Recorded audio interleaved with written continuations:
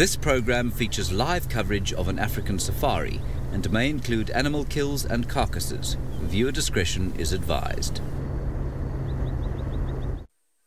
Good afternoon, boys and girls from Shelton Park Elementary. Welcome to Kenya in the Masai Mara Triangle. We are with a pride of lions. Look how beautiful that young male is. You can see the fur on the bottom of his neck. Good afternoon. My name is Steve. Welcome to, as I said, to Kenya. I'm joined on camera by James, and we are with the Olololo Pride. Try and say that 10 times fast. Olololo. It's quite a strange name, isn't it? Well, let's go back over to the lions. Please ask your teacher to send any questions through that you might have. We'd love to hear from you. There's not just one. We've got at least 6 lions here. And it is about, apparently, 32 degrees Celsius, 90 degrees Fahrenheit. But I don't think that is very true because the lions are sitting in the sunshine. If it was very hot, well, they would be hiding in the shade. But there's at least 6 here, but there are normally about 17 in this pride, and that's what we call a group of lions. We call it a pride. Normally a few females with their youngsters. And we were with them this morning, and they were spread out all over the place around here. Benjamin, most certainly lions have claws. Have a look here. That's a young male. He's just busy looking at something. I'm not quite sure what he's looking at. Benjamin, they've got very sharp claws, and the claws they use for catching their food. Have you ever played with a normal domestic cat? Well, times that by about 50, and there you get a sort of a lion's claw. Very similar, the design and shape of the claws on a normal cat as on the lions. There we go. You can see that it is a little bit warm. That young male has moved into the shade. But we're not only with lions here. If James pans out a little bit and goes left, you'll see what's also coming into the scene. Look in the back there. We've got some elephant. Indeed, there are so many animals around here in the Mara. Oh, and there's another lion in the bottom of the screen. They're everywhere. All over the place, the lions today. This morning we saw so many. It was incredible. There's lots of elephant and lots of lions, so please send through any questions you have about lions or leopards. I mean elephants, my bad.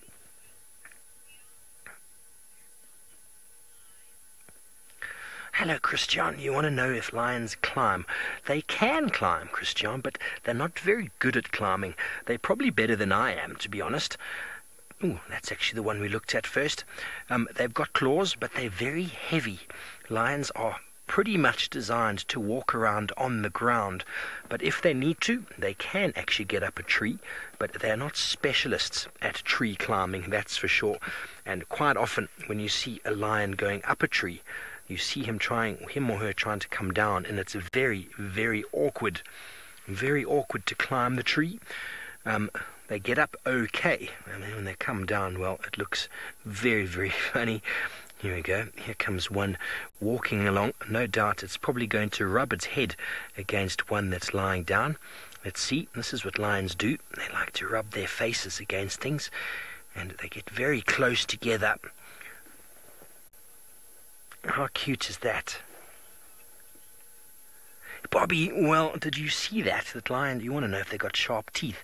Have a look. Hopefully they'll open their mouth for you. Oh, it did it the other way. Lions have got extremely sharp teeth. Their teeth are designed for actually tearing skin. And while those big canine teeth, the 2 big sharp ones on either side of the mouth, well, they're designed for, unfortunately, as sad as it sounds, for killing animals, for suffocating them around the throat. And they use the claws to hold on and to pull the animals down with their weight. Oh, that's a very nice stretch, wasn't it? Looks like they're all going to come together. Maybe this one wants to sit in the shade with its friend over there. Will it also rub its head? Yes, it will. That's what lions love to do. There we go. That is what they do when it's warm. And so with their claws and teeth, those are their weapons for catching and for also eating and for fighting. So very, very important that they keep their claws nice and sharp.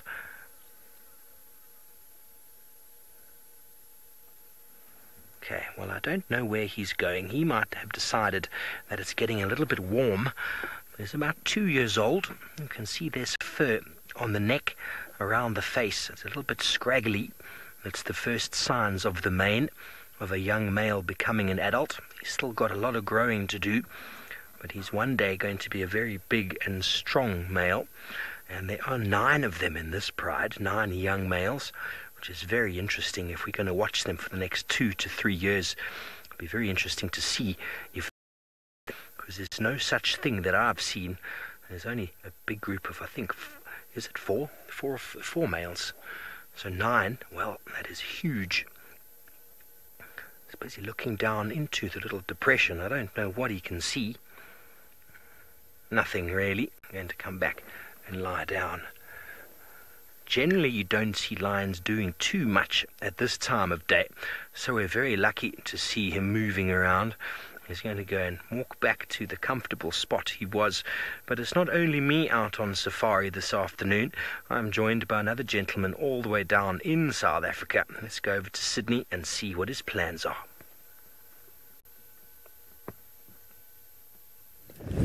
A very, very good afternoon, boys and girls. My name is Sydney Niconico, and I'm traveling with Craig, who is my camera operator this afternoon. I am just here by the dam having quite a lot of hippopotamus. And please don't forget to ask your teachers to ask us questions. So there is quite a number of hippopotamus at the moment, right at the back there, and I can see them. They are right there. Look at that. So now where I am, the sun is very much hot, and when the sun is hot, animals big such as the hippopotamus is when they must have to hide their big bodies, because the sun burns them and it does affect their skin.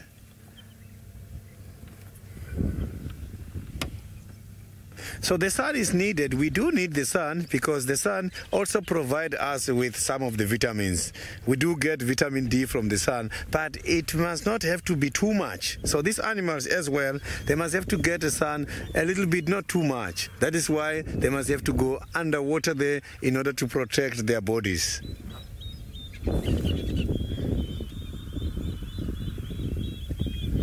So that animal looks very small there when they're underwater, but when he's out, he's unbelievable. He's quite a very big animal. So the whole body is covered by water at the moment.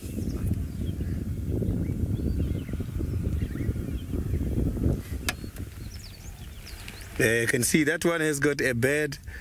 That bird is trying to eat something there. So hippopotamus and birds, they do get along, specifically with the bird you are seeing there now. That bird is called an oxpecker.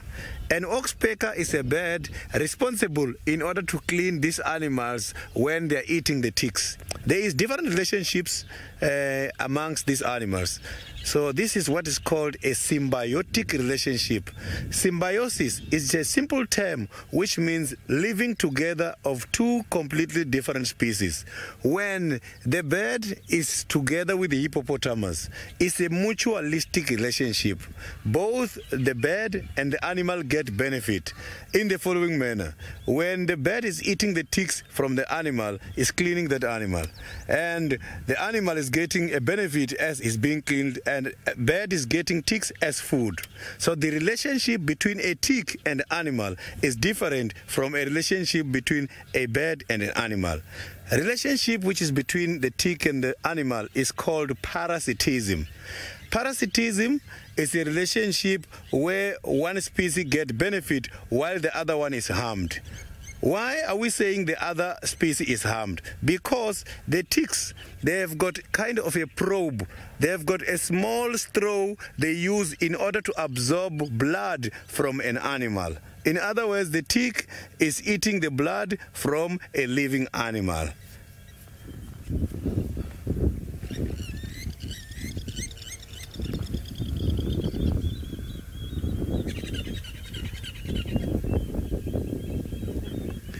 Doris, the hippopotamus, that is quite a very, very good question, and it's going to be very broad.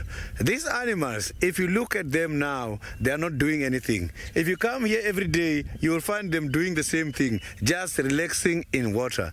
They are active at night, and at night, they come out when the sun is not there. As I indicated earlier, what these animals will be looking for when they come out at night, it will be grass. The hippopotamus are herbivores. Herbivores are animals that feed on vegetation. Herbivore is a term which is not specific to the grass. It's a term which includes animals that feed on both grasses and leaves from the trees. So hippopotamus, listen to that.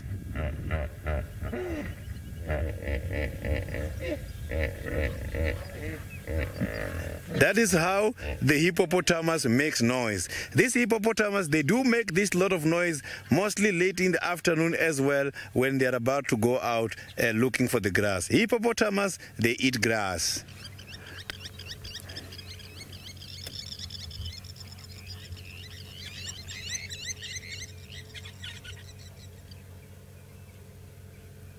Miss Grace, the hippopotamus, they can hear very well. And these ears, as well as the eyes, they are so adapted to go underwater. And when they come out, they can hear. Ears are on top of the head to serve a purpose, so that when the big body size is underwater, they can still hear what is happening outside. Their hearing ability is good. It's not bad. And when they go underwater, they do open the eyes. They've got a special membrane called a nictitating membrane, which is there in order to serve as a goggle when they are underwater. They can be able to see very nicely.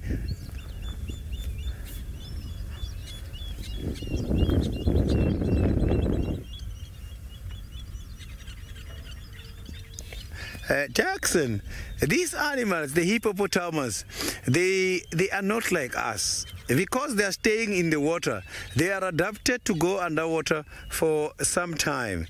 They can be able to submerge for about 6 to 7 minutes, and then they come out for breathing and they go down again, just like that. Sometimes you will even see them outside here by these river banks, all together lying down. A group of the hippos together, we call it a school.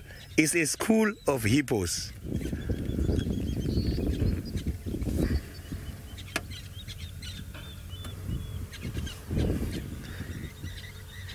So now I am going to show you one of the big 5 animals. Let's now cross over to the Masai Mara, where David is going to show you the buffaloes.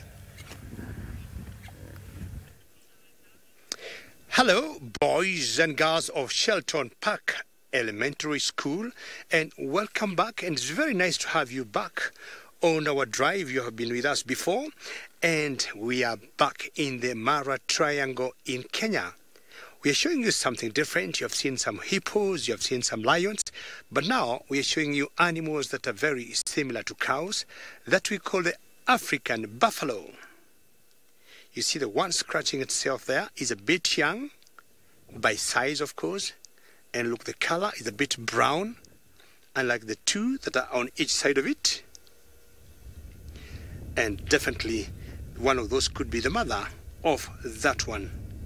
It's just like you boys and girls with your mothers. There's one little bird that just landed on top of that.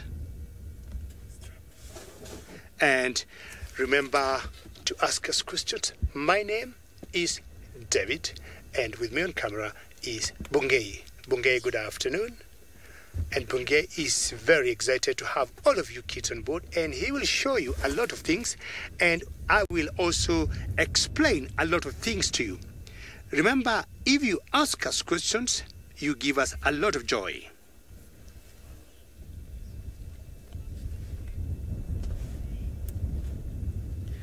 Or you want to know what buffaloes do all day. Now, look at them where they are. They're all quiet and seated, and even those who are standing are not doing much. It's because it's a bit warm, and I'm sure Steve might have told you the temperatures now, and because it's warm, they have slowed down. But as soon as the temperatures start going down, they will start getting mobile, they will start moving, and like the one you see there, they will start eating. Now look on the one moving and look on the back of it. It got some buds on his back. Those buds are removing some parasites from the body of that buffalo. And those parasites could be either ticks or mites. They're very small parasite, and they'll always try and suck blood from the buffaloes. And it's very difficult for the buffaloes to remove the ticks themselves unless they scratch their bodies against maybe a tree. But here in the wilderness, they're very lucky because these small buds remove the ticks.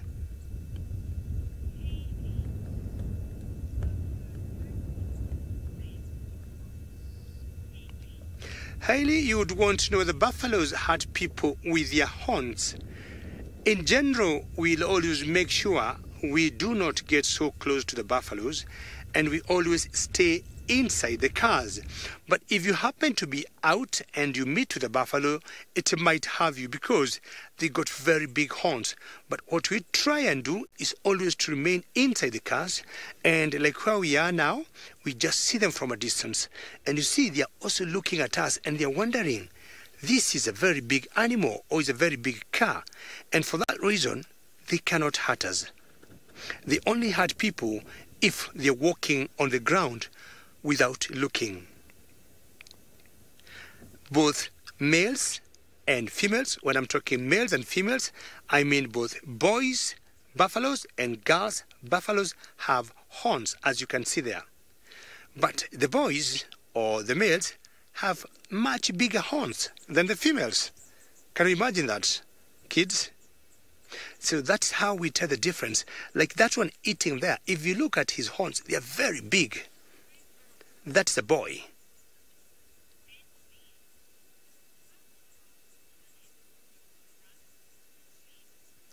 Beckley, you'd like to know how fast can a buffalo run? Now, buffaloes can run about 30 kilometers per hour, which could be about 20 miles in an hour. They are a bit chunky and they are a bit big, so they do not run very fast like cats, like cheetahs, but they are equally fast, say about 20 miles an hour. That could be the speed of these buffaloes. Now, I just showed you a male. Let us see if Bungei will get one with much smaller horns, and we'll see the difference of what I showed you before and a female. You see, that to me looks like a girl. Very good. So look at the base of her horns. It's not as big as the one we saw before. So this one here is a female. Now, you look carefully. She is flapping her ears. She is flicking her tail. It's because of the flies that are irritating her and the others. So they keep moving their ears like that to get rid of the flies. See that? So this one is a girl, and you can see she got smaller horns than the other one that I showed you earlier.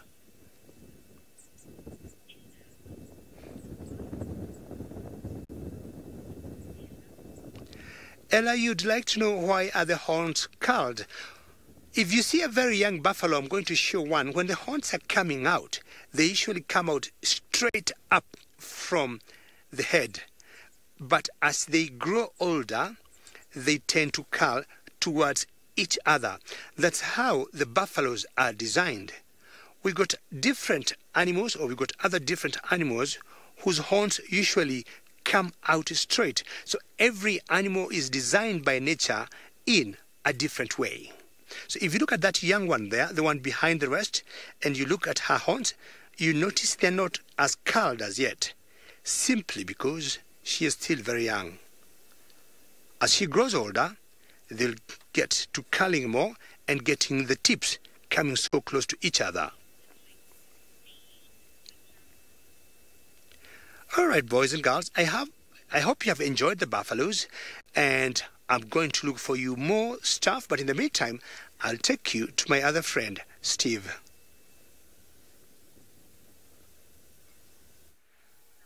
Thank you, David. Well, the buffalo are just behind us there, and here we've got another really big animal, the giraffe, the Maasai giraffe. And if you just look closely at its mouth, you will see that it's busy chewing. Have a look at the mouth there. You see it's chewing. Now, leave it about there, James. Perfect. Now, watch very closely, boys and girls, what's about to happen after it finishes chewing. Just keep watching. It's doing something that all animals, well, a lot of herbivores out here. I know Sydney was explaining to you what a herbivore is. Now, a lot of herbivores are what we call ruminants. Now, that's very complicated, but it basically means that they like to re-chew their food, so they get maximum nutrients out of the food. The buffalo do it. Watch the throat. Watch the throat there quickly. Watch it on the throat. Oopsie, did you see that? It chewed and chewed and chewed, and then it swallowed, and then it's basically regurgitated back into its mouth, vomited its food back into its mouth, where it will chew it even smaller. So once it's inside the tummy, it's able to digest it very, very well. I'm sure your parents have told you, make sure you chew your food properly. It is for the same reason that giraffe chew it a lot and a lot and a lot, except it is they do it because it is basically the process that they go through, same as the buffalo. Very cool, isn't it? And she looks a little bit pregnant.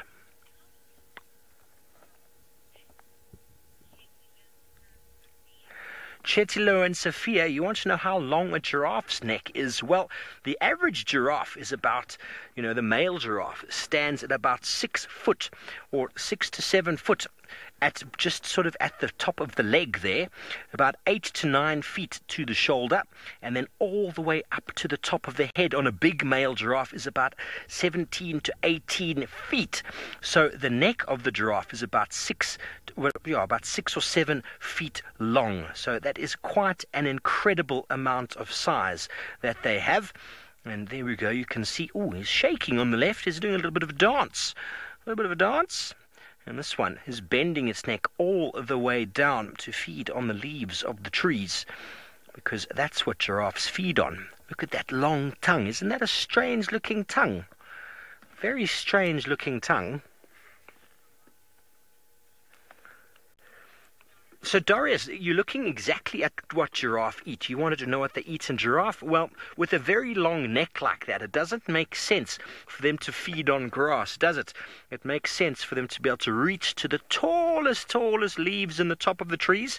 But because they've got a long neck, they can also reach down low on the bushes, and they can also stick their necks right into the trees to be able to get branches or leaves that are hidden in amongst. Have you ever tried to get a ball or something that you've knocked into the bush, out of the bushes? It's very difficult unless you have a stick or something.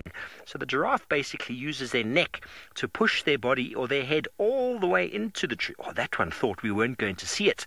Look how camouflaged it is. So they push their head all the way into the leaves or the bush itself, and with that very long face, they're able to go even further in, and with that tongue even further. And they can grab leaves and branches, and they can pull them back, and they can strip the leaves off of the branches with their tongue very, very easily. And then they're busy chewing and chewing and chewing. So you can see that there's a family of them here, because like the buffalo hanging out in a big group, the giraffe like to hang out in a big group. Do you know why? It's because there are lions around. Mrs. Craig, you want to know if giraffe can see at night? And they most certainly can. They probably don't have as good of eyesight as a lion or a leopard does, but they can see at night. Most of the animals that we have out here, because they live out in the African wilderness during the day and the night, they have nowhere to go. They don't have a home, they don't have a cave or anything. They can't zip themselves up in a tent or lock their door, so they need to be able to see in the darkness, but they can't see in pitch black. That is when lions and leopards and hyena are at their best. But giraffe have got a very good eyesight compared to the other herbivores, and with that very, very long neck, they're able to see anything that's trying to sneak up on them. But that's another reason why they hang out in a group, because we spoke about lions having claws and teeth. Well, essentially, the lion, if they want to catch a giraffe, they have to jump up onto the body with all their weight, hold on with their claws, and pull it onto the ground. Benjamin, what a fantastic question. Well, a giraffe, when they want to drink, they basically have to spread their front legs open very, very wide, and then they drop their head all the way down to the watering hole, and that is how they drink. But they can only do it for so long, and they're actually quite vulnerable while they do that, which means something can sneak up on them. So giraffe, actually, because they feed on leaves in the trees, they get a lot of their moisture from the leaves. Just like if you eat a lot of lettuce, you can actually quench your thirst by eating lots and lots of juicy green stuff, which means that they don't have to drink as often as a lot of your other animals, like buffalo that David saw earlier. They have to drink 2 times at least every single day. It's a very, very tricky process, but that's because the buffalo, they need a lot of water for their system, and the giraffe, they're adapted to, because you've got a long neck like that, it's very difficult to stretch down and drink, so they don't have to drink all the time. Very good adaptation. And Sydney, down in South Africa, is sitting at a dam, at a watering hole, and he's got some very cool birds.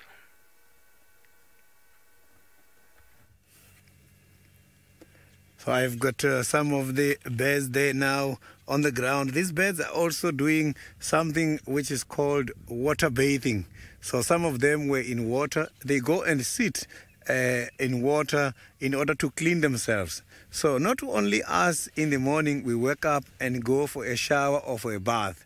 Birds as well, they've got different ways of cleaning themselves. When you see these birds sitting here in water, you must know that it's called water bathing. It's when they're trying to clean themselves and also to chase away the parasites. Another method birds are using to clean themselves is called dust bathing. You will see the birds playing in dust. That is when they're trying to clean themselves from the dust. Yes, we cannot clean ourselves from the dust.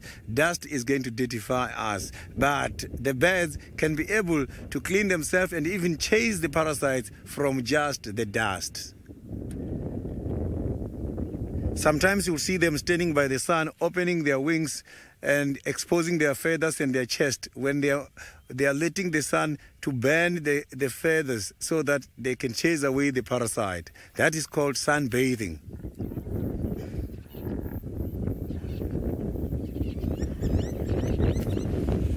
So these birds, they nest on the ground. Some of the birds, they are arboreal. Arboreal, it means they nest up by the trees. So the blacksmith plovers, lapwing plovers, they normally nest on the ground. So they make their nest on the ground and they camouflage their eggs. We will see, they match the surrounding. It's difficult to see their eggs when they're on the ground. So when something is walking on the ground, they make noise a lot because they don't want anything to go near the nest. Otherwise, when they've got the chicks, that is when they know some other birds, big birds, can eat their chicks, and even some of the animals who are predators can also do that. That is why on the ground, if you listen to animals walking, the plovers will be making noise also all the time. They like to nest here next to the water holes.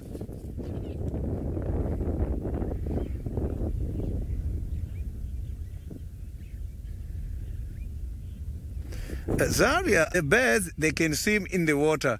We have got different species here, and yesterday I was very lucky when I was here by this dam when I saw a darter. I can see that darter is there now in the middle on top of one of the branches. That is one of the birds which can swim very well. It can be able to go underwater and submerge, and you will see sometimes the neck to the head which looks like a snake. You will see it here, and if you don't know how they look, you might even think it's a snake swimming in the water. Birds, they can be able to swim, some of them, very nicely.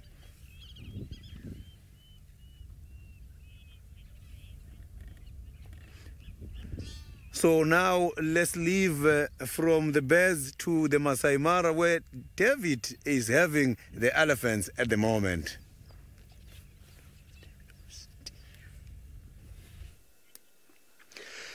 Thank you, Sydney. Very good job to show them a lot of good things in the water. You'll never go wrong when you stay near the water. Now, boys and girls, I told you I'll move on and try and get you something new.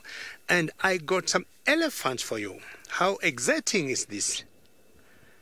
I may have to correct myself earlier. I had a question on the speed of buffaloes, and I might have said 20 miles an hour. And I think I'll apologize and say it should be a lot faster than that. I just remembered buffaloes are much faster than that, and they can do actually 35 miles in an hour, or about 57, 58 kilometers per hour. I was thinking of a different buffalo, which is very similar to the bison that you have in America. Now, let's talk of the elephants. That's the baby, and in general, the mother of elephants, or the female or the girls, will always be in front. But you see, this one young one here is trying to be funny.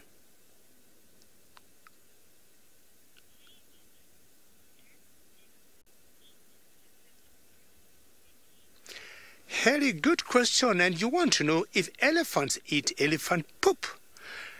The young ones, sometimes we have seen their babies eating elephant poop, and because when elephants eat, elephant will eat grasses, they'll eat leaves, they will eat small trees, but elephants do not digest that very well.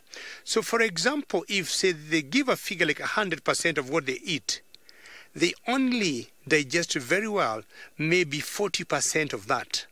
The other 60% comes out as poop, as undigested, not broken very well.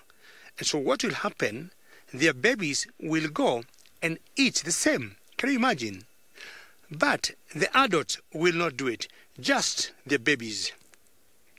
It's just like how your mother might chew or eat food for you a bit to make it soft for you, and then gives you the same food, and then you chew yourself. So most animals here in the bush will always do that. And even some birds, some big birds like eagles, they will go and get some food for their chicks, for example meat, and then come and cut it in small pieces and feed it to their young chicks.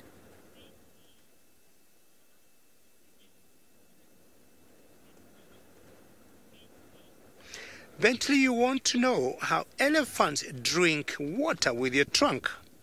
Now, that long piece of muscle, you see that one lifting the food?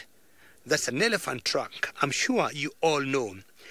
And it has something like a hole. It's hollow. And what they do, just like Steve was explaining to you how giraffes drink water, elephants drink differently.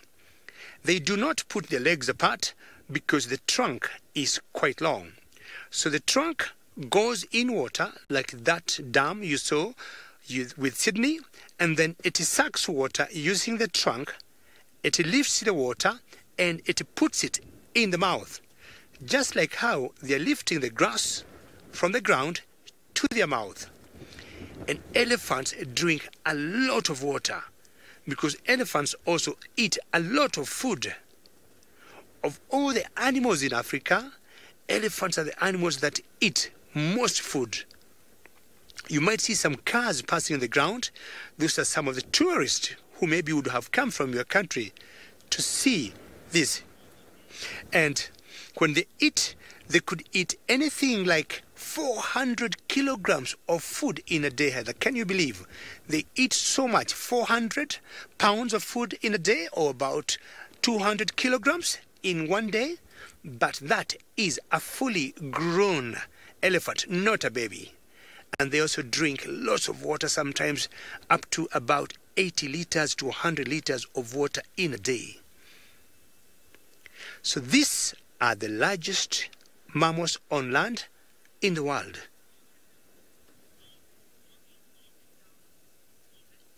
Stephen, you want to know if elephants can see in the dark. And yes, elephants will see in the dark. And I think for me, I'll want Sydney and Steve maybe to agree or disagree with me. Elephants, I guess, see better than us in the darkness. But what elephants will see, They may not see the colors, blue, white, yellow, green, red, but they see things, either dark things or light things. But they can pick another animal or a human being passing in front of them. You see the one on the right, if you look at him carefully, or her, she keeps flapping her ears. It's because elephants, to cool off, they need to keep flapping their ears once in a while. You see that? Very good. And that way, they are able to regulate their body temperatures because elephants are mammals.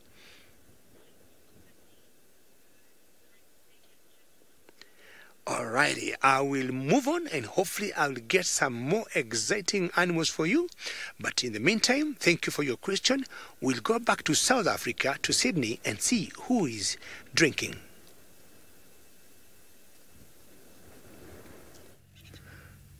I'm just waiting for this bird to have a drink now. This is one of the famous birds here in South Africa. It's called an African fish eagle. This bird is very good when it comes to fishing. You can see how he's walking there. Look at the structure of the tolons.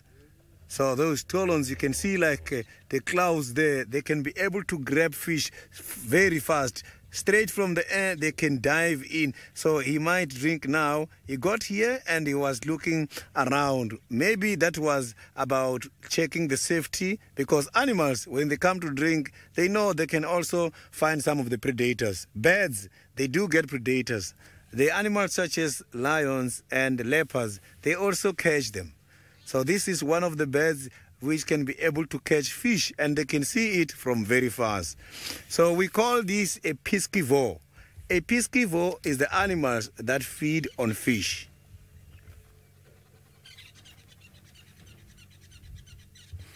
So it's always very interesting to see these birds when coming to drink, because after that they do perform a certain bath.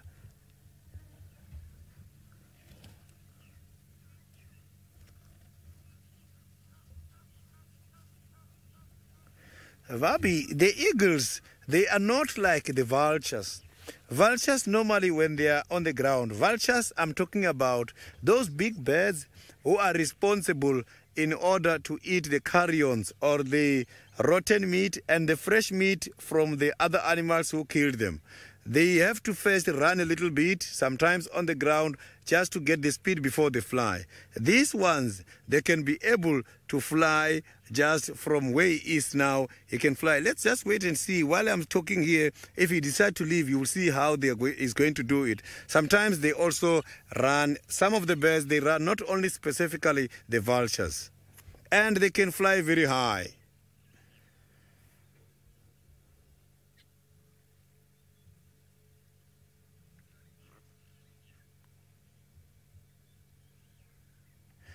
Daddy, these eagles, they live high up in these very big trees. So that is where they are nesting. Nesting is when they are having a nest and they lay eggs there. They incubate eggs there. Incubation is just a process of the female sitting on eggs until the eggs hatches, and the babies, they grow 2 weeks, 4 weeks later, you will see them teaching them how to fly.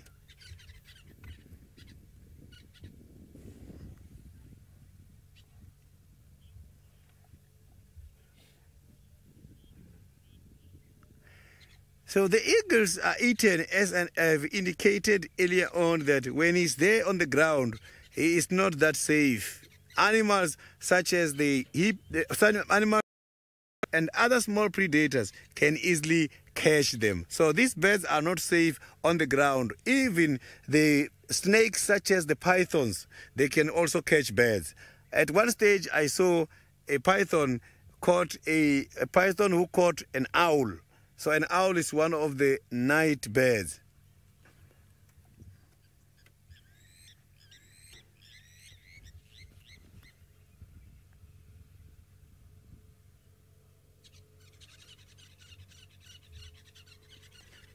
So now let's cross over to Steve by the Masai Mara, who is having something new. He's got an eland and Pumbaa, the warthog.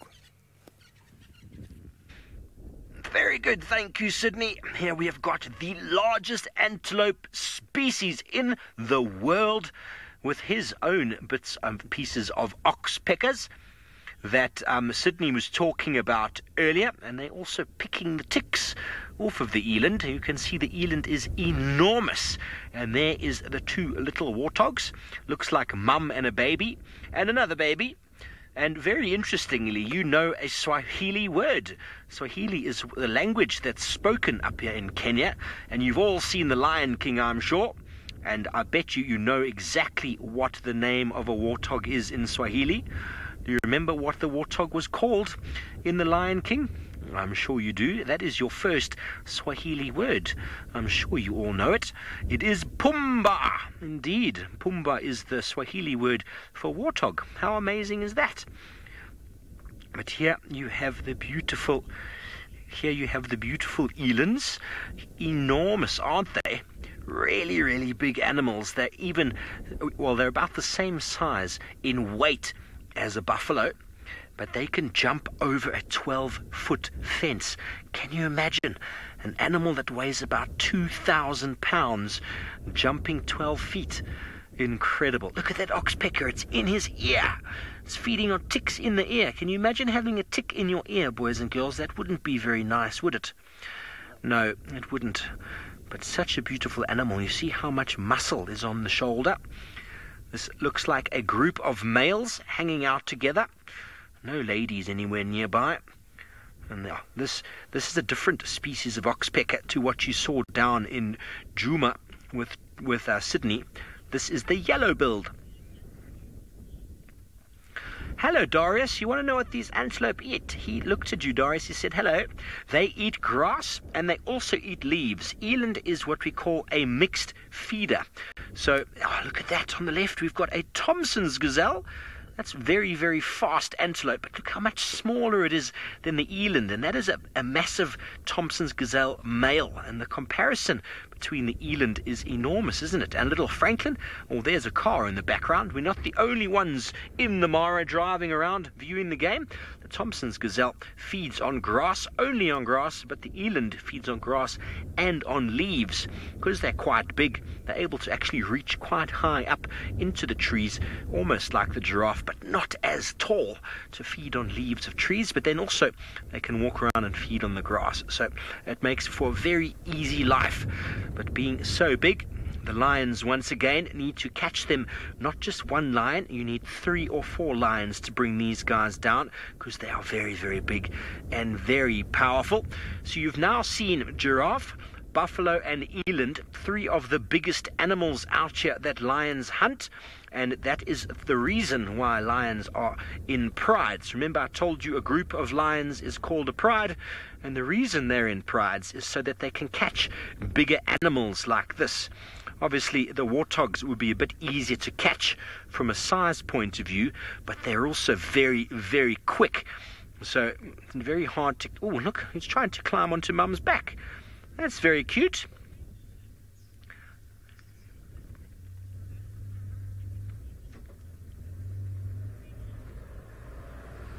Hello, Mrs. Pontek. You want to know if the baby warthogs have got tusks?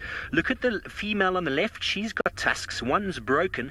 And the babies have actually got false tusks. You see that little beard, that white sort of fur on the side of the face. You can see the one on the right and the one on the middle. When it looks at you, it looks basically a false thing to show a cheetah. Oh, that bird scared them.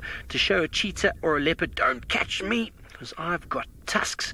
Those tusks are very sharp on the adults, and well, they can easily injure an animal, a predator, but they don't actually have them. It's much easier to grow a little bit of fur on the face, but slowly, as they get older, the tusks will catch up with their size. But in the beginning, it gives them that moment of sort of hesitation when the predator sees them. He goes, oh, hang on, there's tusks, and they might leave them alone just for that moment for them to run and escape. And just like the Thompson's gazelle we saw there, the warthogs feed on grass. And they are such funny animals. They walk around on their knees feeding on the grass. Isn't that ridiculous? So funny, they walk around on their knees. Elephants have a short face as well, but they use their nose to pull up the grass and the leaves, whereas the warthog has to put their mouth right on the ground. Very, very funny. Look at the size difference with the eland in the background and the warthogs. They like hanging out together because, just like the giraffe and the buffalo, being in groups means that someone will see the lion coming. So if you've got someone looking out, you've got more chance to eat and more chance to get strong and fit. Well, thank you, Shelton Park Elementary, for joining us this afternoon. I hope we were able to teach you lots and lots about the African wilderness. Thank you for joining us, and thank you for all your questions and comments. We will see you next time. Have a fantastic day further. And on that note, we're going to go all the way down 1,800 miles to Sydney at Chitwa Dam.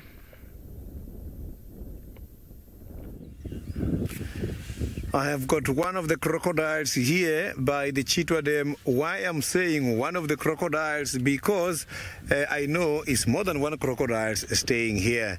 And a very, very good afternoon and welcome to the beginning of the normal show. I am Sydney Pumunani Mikosi, and I'm here with Craig, who is your camera operator this afternoon. Oh, my camera operator, let me rather say that. We are going to try by all means and get you some lovely sightings. For in case if you need our attention, you can follow us on Twitter, #SafariLive. You can also follow us on YouTube chat stream. So this crocodile, when I'm looking at the back of the crocodile, you can see there it has got some knobs. But if you don't know how the crocodile looks, that crocodile, it looks like it's an extension of that dead tree there. So crocodiles, they can be able to just stand dead still. And that is how they catch their prey sometimes. This is one of the very dangerous predator on land. The crocodiles they can hear. If I get off now and go and touch this water, you know the crocodile is going to sense it. So they have got something here. Let me show you. If you look here on the side of the mouth of the crocodile, they've got something called the doomed pressure receptor.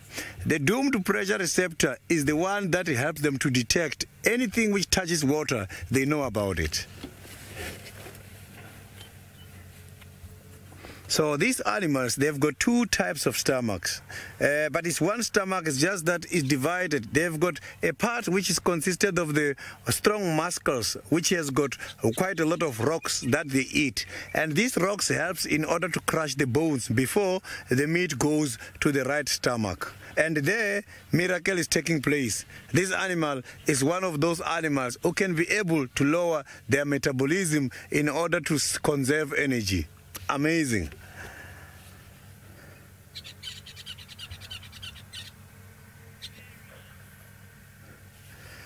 Yeah, so the crocodiles, sometimes they do leave these water holes to go and visit the females very far. So I used to work by the place called Mabula before I went to the South African National Parks. And there's dams. I think they were just about 5 kilometers distance. And these crocodiles on the ground, you will see their tracks moving from this dam to the next dam. Sometimes you come here and look and find nothing. When you go to the other dam, there are two. And again, a few days later, you come back, they are here or one of them is here. Crocodiles can be able to visit each other from long distances.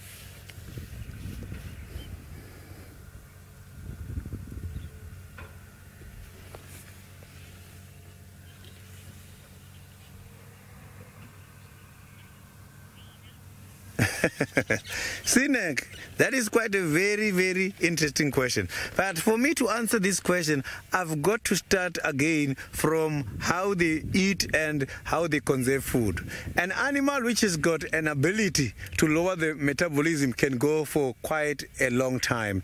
These animals, some of them can even go for more than a year without eating at all. So crocodiles, they are very good when it comes to the conservation of energy in their bodies. So they can go for more than a year without that. So you must remember that these animals don't eat the same kind of prey size every time. He will catch something small this time. Obviously, the stomach is not going to get too much, but sometimes they can catch something until they finish, which is big. Then it means they will then store quite a lot of energy in them.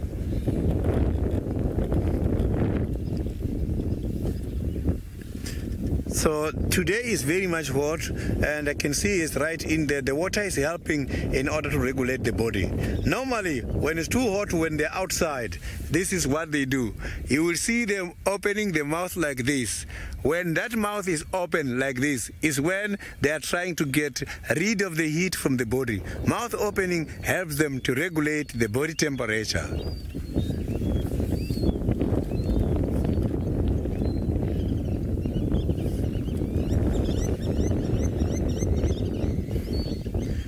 So I like the relationship the crocodiles got with one of the birds. It's called a teacup. These birds, they come when the crocodile's mouth is open every time, and they pick up some of the flesh stuck in between the teeth. That is a relationship which is also forming part of the symbiotic relationship. It's mutualism. That bird is getting meat as food, and the crocodile is being cleaned. And they don't really catch those birds. But when the mouth is open, other insects such as the flies, they get attracted and they come and land in the mouth. The crocodile has got a very sticky saliva, and that sticky saliva stick the flies. And when other flies sees the other flies trapped there, they think these flies are eating something very nice. Let's go join them. And they don't know that crocodile is just opening, leaving them as a sign of attraction in order to get more before they close the mouth.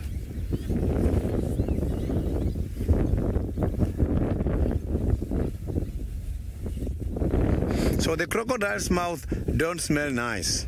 I have tasted their breath before.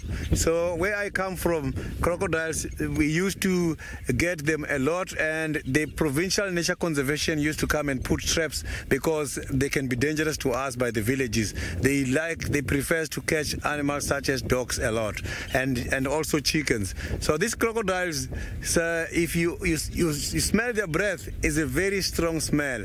And in my tribe, we believe that a crocodile's breath brings flu. So you will see when we are going to watch crocodiles, we go with the scarves and we close the noses like this. We all watch them with the nose closest and the mouth. We close this like this because we don't want to inhale the breath from the crocodiles.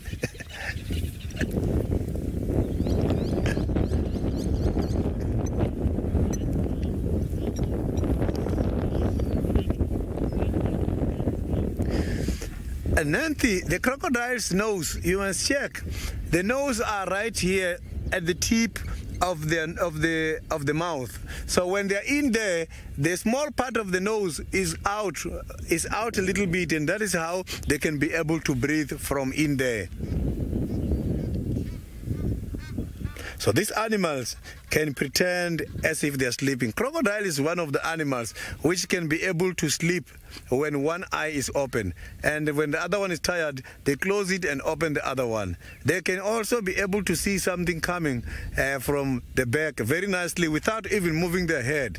Because you can see crocodiles cannot really turn their head. So the gift is different. For them to see, they can play the pupil and watch something coming from the back.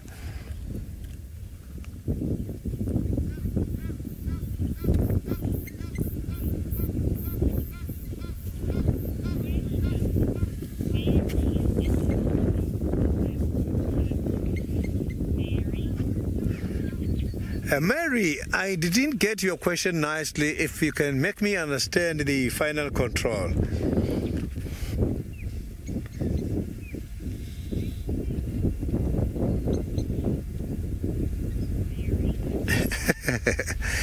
Mary, the crocodiles, they've got a very strong digestive system, which has got strong corrosive acids. The corrosive acids which can be able to dissolve the bones. So the corrosive acid, the vomit, I'm not too sure if it can negatively affect us.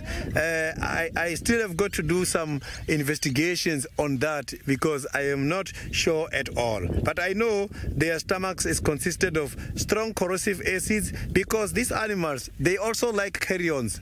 Animals that feed on carrions such as crocodiles and the vultures, the acid in the stomach is too strong so that they can be able to kill the bacteria and viruses in order to prevent diseases.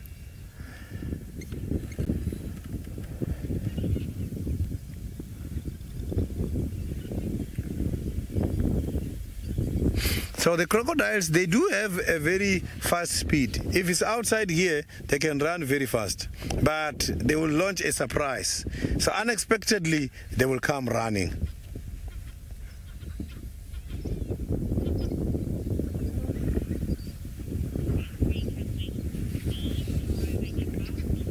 So now let's cross over to the Masai Mara, where Steve, as I'm talking to you now, he is driving around looking for something.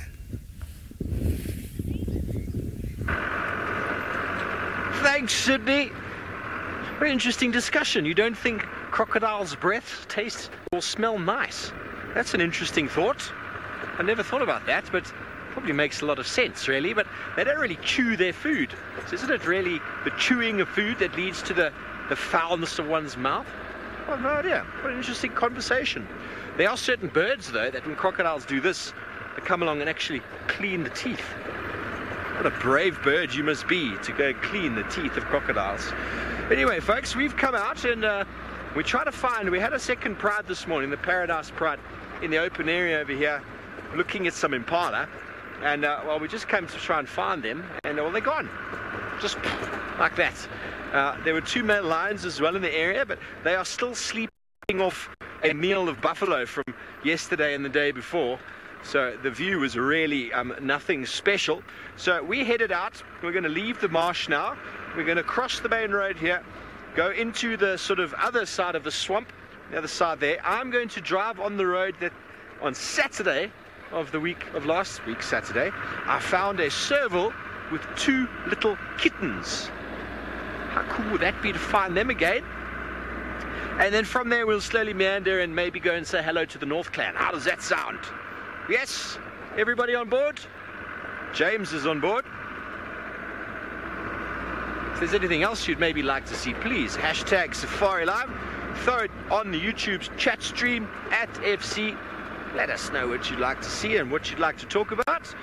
It's a lovely afternoon in the Mara. Oh, little bumpy. It's quite bumpy, but a lovely area. Last time I was here it was quite wet. These roads are quite slippery. Also, there was about 4 million wildebeest in this area last time. Yes, you'd like to see the kittens, everybody? Well, we're going to see if we can try and find them. They were quite relaxed the other day. Those of you who didn't see it. Oh, Chris, you'd like to see the bat-eared foxes. Well, Chris, we've noticed that they only get active really early or late. So we've made an active decision to go out tomorrow morning. I'm going to go straight there tomorrow morning and get them while they're all still doing their thing. Unfortunately, they're that way, on the other side of the marsh, and we headed this way. So I'm terribly sorry, Chris. We're not going to go there now, but we're going to, tomorrow morning, first thing, going to start with the bat-eared foxes and see what happens there, because they have really been so magical the last couple of days. Oh, Vera, you'd like to see a secretary bird? Well, how about we start with some elephants having a drink? There we go. That's a beautiful tusker. Beautiful female elephant there with a beautiful right tusk. Fantastic. This is the, as Brent would like to call it, the murderous Mara River. And they are on the other side. So having a little bit of a drink, a little bit tentative, because there are crocodiles lurking in these waters. And James and I spent many a day sitting out at some of the crossings waiting for the wildebeest and zebra to cross. And the crocodiles in these parts, well, they are absolutely gigantic, with their meals of wildebeest and zebra on offer. These elephants seem like they've drunk. You can tell by the wetness of the tip of their trunk. But the one at the back doesn't seem to have drunk. And there's a pod of hippos doing their thing. In this little bit of the river, it's a little bit deeper. Chris, she does. I spotted it first and I thought, wow, that's amazing tusk, how it's worn out to the side like that. We should go back to that female there, James. She's giving us a nice pose now. See that one? No, the other one. The other one of the big tusk. There we go. Beautiful. You can see the left tusk has been worn down quite a lot. She's going to throw some dust on herself. Oh, she's going to eat some soil there. Or was that some roots? Hard to tell. She picked up something off the ground and munched it. Wondering though if these elephants are going to cross. There's a nice little bank to come up on this side. They're sort of approaching the river as if they want. There's a bit of dust bathing going to happen at the back there. The youngster, Mum is saying, don't go too close to the water's edge, my young one. She's figured out how to use that trunk. Not very well though. Suck up the water and in it goes. They have to have many more attempts at it than the adults do. See how much she's going to waste here. The adults have really got that technique down. They suck up about 10, 12 litres into their trunk at a time, and down it goes. This one doesn't quite have the extraction. Yes, they're crossing.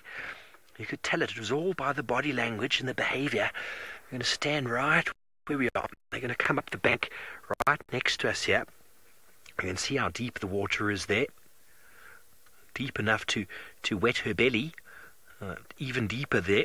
Generally on these bends in the river, you generally get a bit more deeper water because when the river flows, it cuts out on the one side and deposits on the others. You can see where the elephants are. The water's been deposited, or the soil has been deposited to that side, and on the bend in rivers they get cut out and generally have a little bit deeper on those sort of things. So that's why you often have pods of hippo sort of accumulating and hiding or lurking in sort of bends of the river. And they're going to come up right here in front of us. This could be very, very special. Yes, she's going to come up. She's going to have to engage four-wheel drive.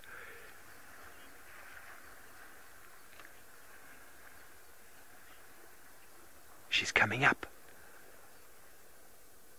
It's not an easy task going up there. Sorry, Megs, I didn't quite hear that comment there. Oh, she's right here. Look at this. She's going to come up right next to us, and you can see that tusk. It's okay, Mama.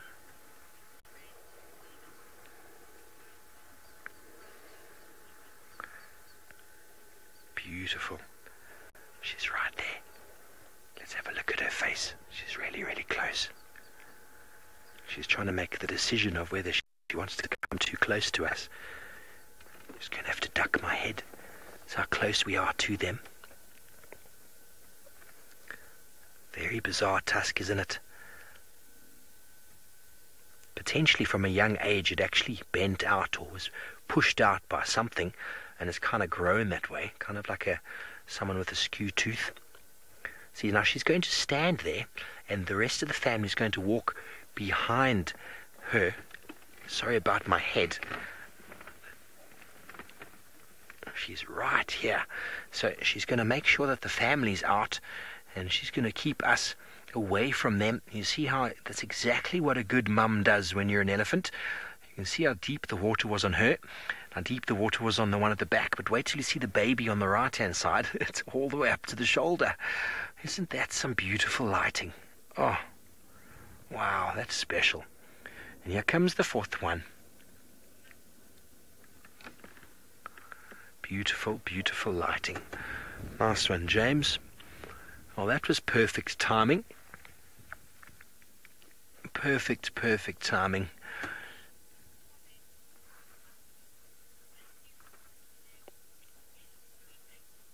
Oh, Mrs. Lapwing, I will always try and stop and stay with elephants.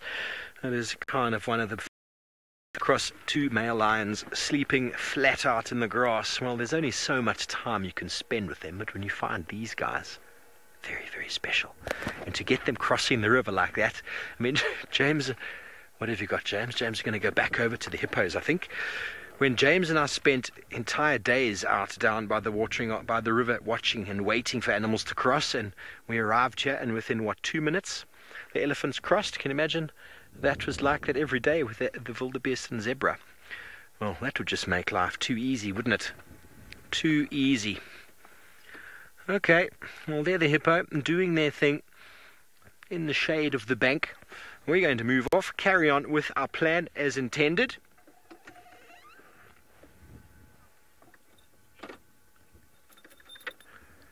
Safari lover, you wonder if crocodiles ever mess with hippos. Well, if a youngster gets left alone and away from the herd, from the pod, there's a very good chance a crocodile might snap them up. But hippos can hold their breath for, some people say 6 minutes, some people say 9 minutes. Anyway, 6 to 9 minutes is a very, very long time. And the crocodile, to kill an animal, they drown it. They essentially drown it, and it's very hard to drown a hippo. And hippos are very big and very strong. And if a crocodile did manage to catch a baby on its own, it would have to drown it before mum was able to catch it. Very hard to do. Hippos get anywhere, or if crocodiles get anywhere near a pod of hippo, they potentially get bitten in half. So there's kind of like a you leave me alone and I leave you alone sort of agreement in the hippo-crocodile world. They both sort of live in the same areas. They tolerate each other, but there's a buffer zone between them. If a crocodile gets too close, well, the hippos will sort them out. That is kind of the way it works. Okay, well, it seems as if David has raced on ahead and he's caught up with the North Clan. Let's go and see who's in attendance.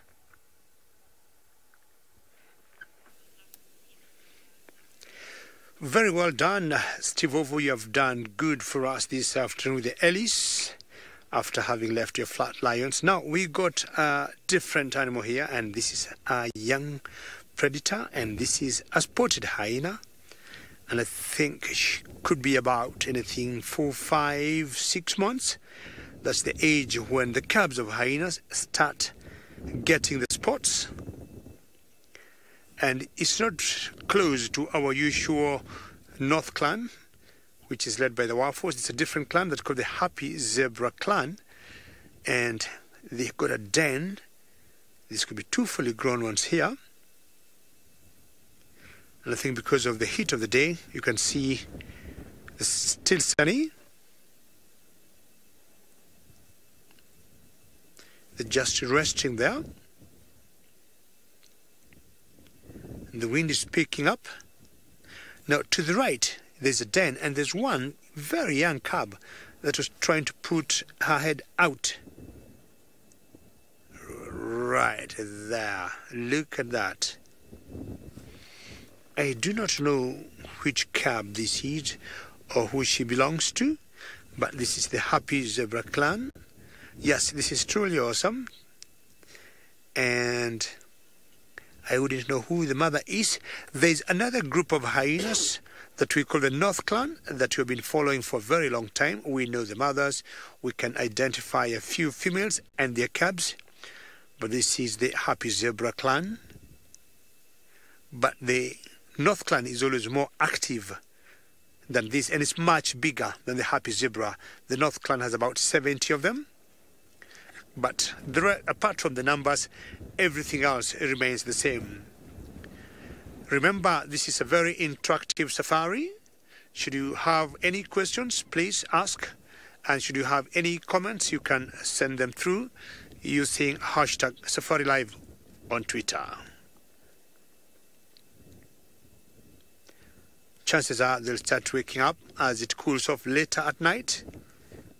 Hyenas being active during the day and night, and for me, more at night than during the day. And that would apply to most predators, and this hyenas not being exceptional. I hope the grass is giving them a bit of a shade, and the wind helps them to cool off.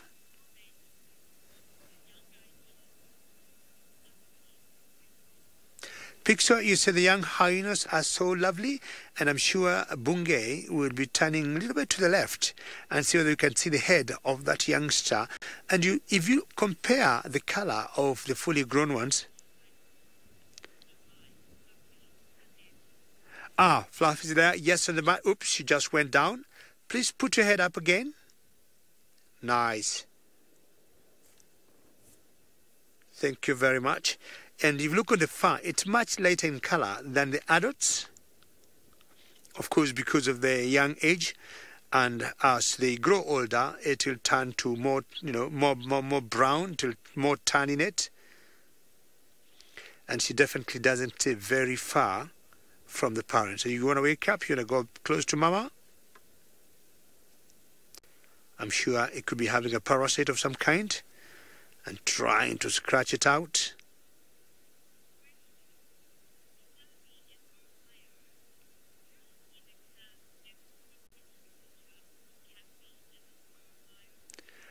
Kathy, hello, and how is Ohio? And you'd like to know whether clans do fight with each other. Yes, because they'll always have competition for food. And if one clan gets so close to a territory of another, just like most predators will do, they will definitely go for each other. Kathy, a very big yes.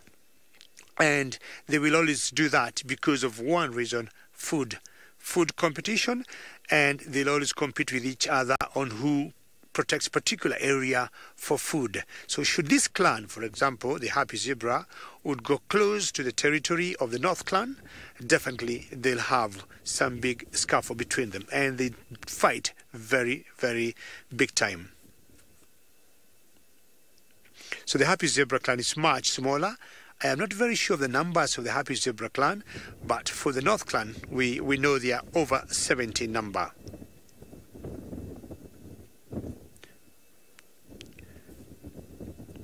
So we'll be waiting for them maybe when it gets night to come start walking.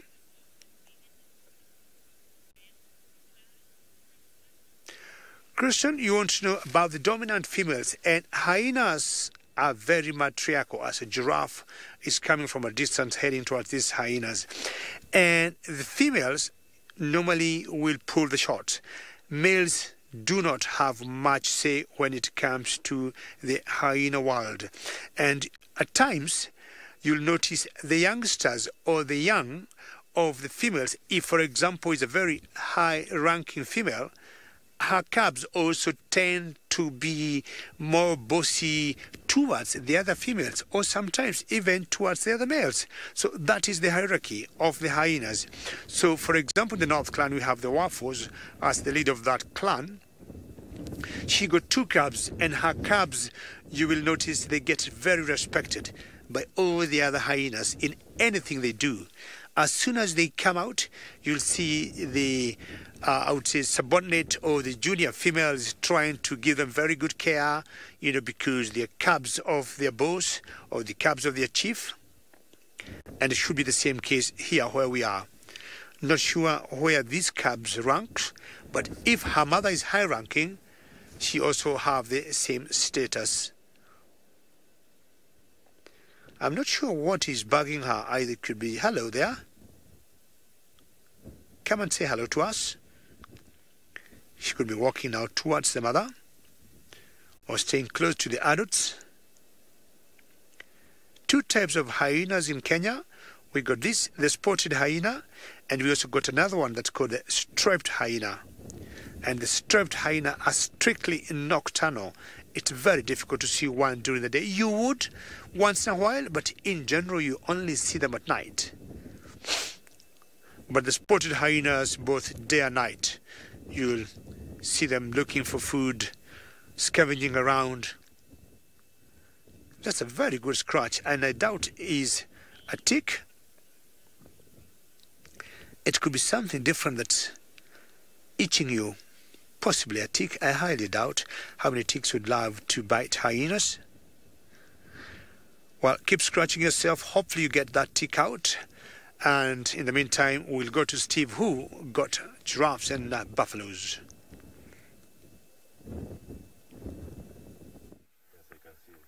Well, we've got a beautiful 3-shot out here in the plains. A herd of buffalo, zebra, and if you look far back in the distance, there are some elephant. How marvellous it is. It's just one of the spectacles of being out here in the Mara, is the ability to just see.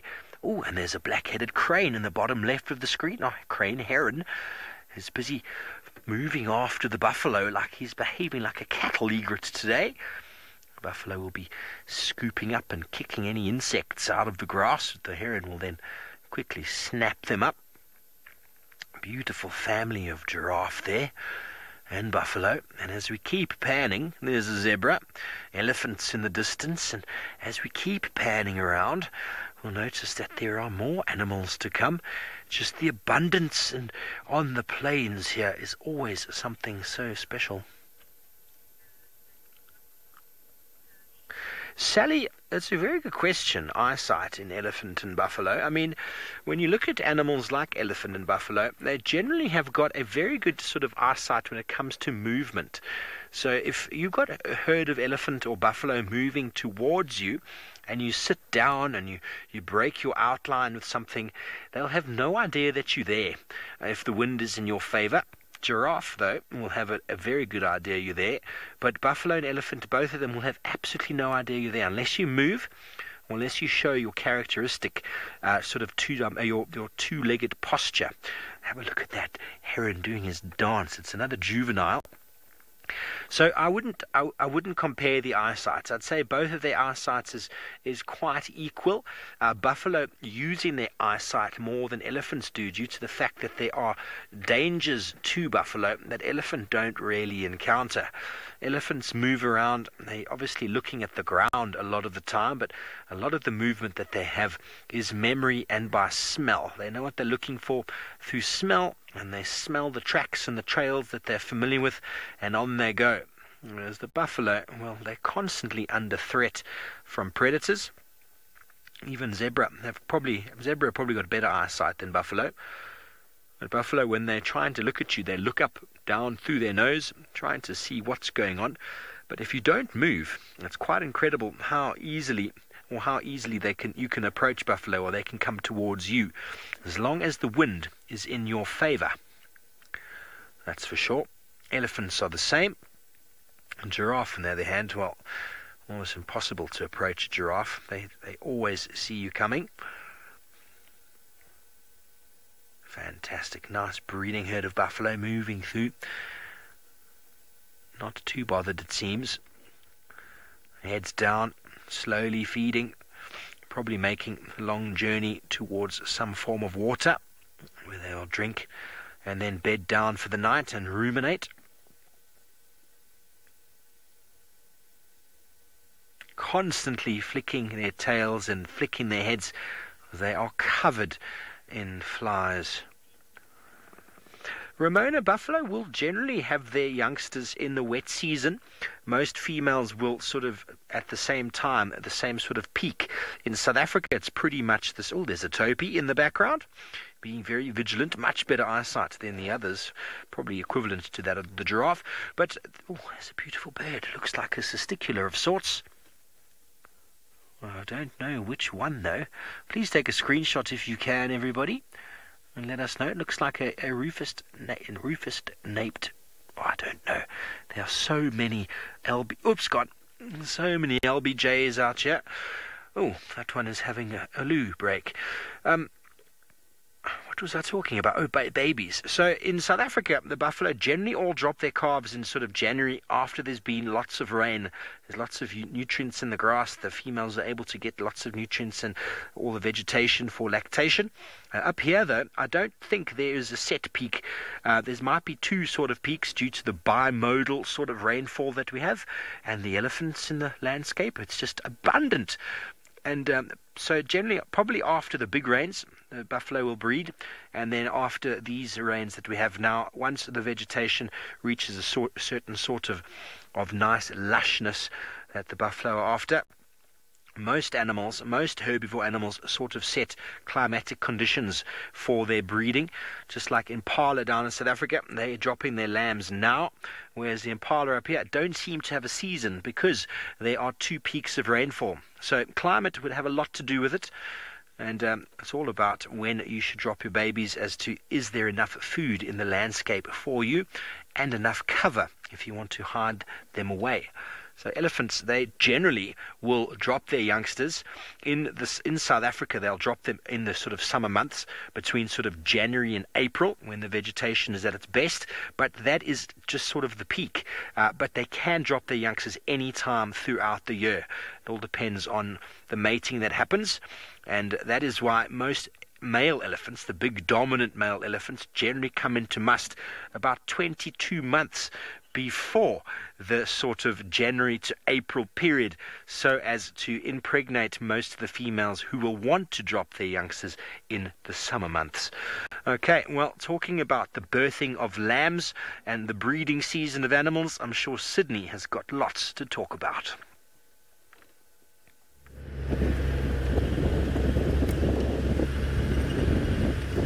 I was very much lucky this morning with the first lamb of the season here by the Juma Game Reserve. I am the first one to spot the newborn impala. So I'm hoping to see more. Now the grass is changing, it's turning green. A lot of them will be giving birth, but it's normal. By the second week of November, every year is when we are starting to see the impala lambs.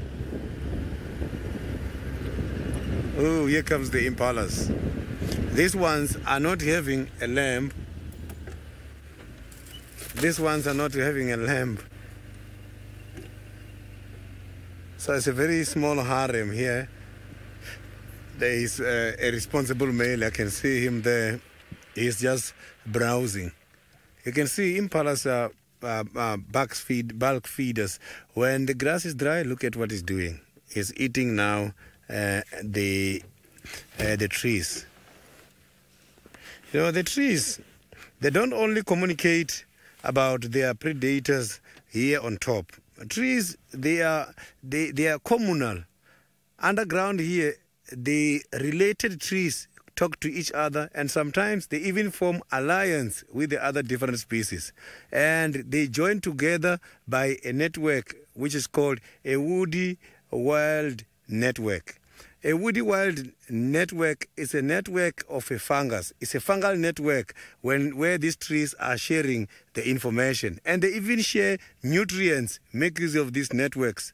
And they talk to each other about the diseases. And they also warn each other about the predators. Under the ground, there's still a communication here by this tree. So trees can work as a communal group and communicate about presence of their predators outside, so they can collectively work socially, just like what the social insects are doing in order to communicate. So they also talk under the ground. They even feed their siblings.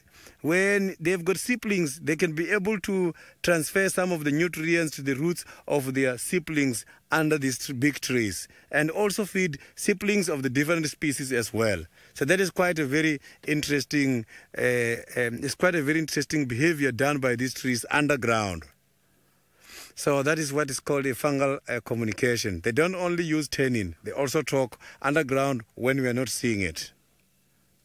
So now that the impala was eating that tree there under the ground, but this communication doesn't work in the area which has been severely disturbed. It only works in the area which is not disturbed at all, because the network then is connected. But if the area is disturbed, the network, the fungal network, it also gets disturbed. So now let's carry on and see what we are going to find. So now let's quickly go over to David, who is having the sunset at the moment. So I am sure David, sunset is going to show you. It's a guaranteed sighting. After the hyenas, we thought we'd just sit here and watch the sun go down. Look at all those beautiful colors on the western horizon. Those dark clouds would indicate some rains, maybe much later tonight. And if any rains would come, would be the short rains. I'm looking at the very top clouds that have a bit of white. We've got a very famous mountain in East Africa, that is in Tanzania, called Mount Kilimanjaro. And the white clouds you see there reminds me of the snow that you see on that very famous mountain in Africa. But here the sunset is showing a very good way to go down with all the colors that you'd think of, that looks good. Or the blacks, orange, peach, a bit of pink, Bungay things.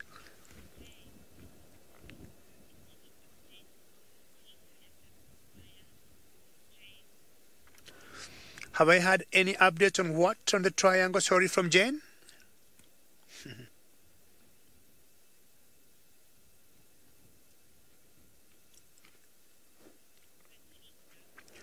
Alrighty, Jen, you'd like to know whether I have had any news or any update on cheetahs on the Mara Triangle. I would say, Jen, I've been away home for about 3 weeks, and I just came to work 3 days ago.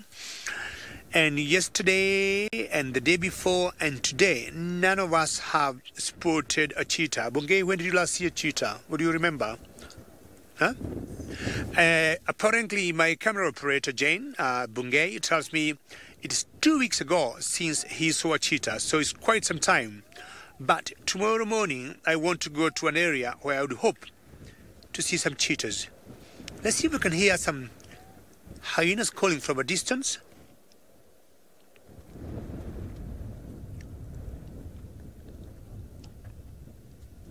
It's very windy, and we had just some hyenas that were calling.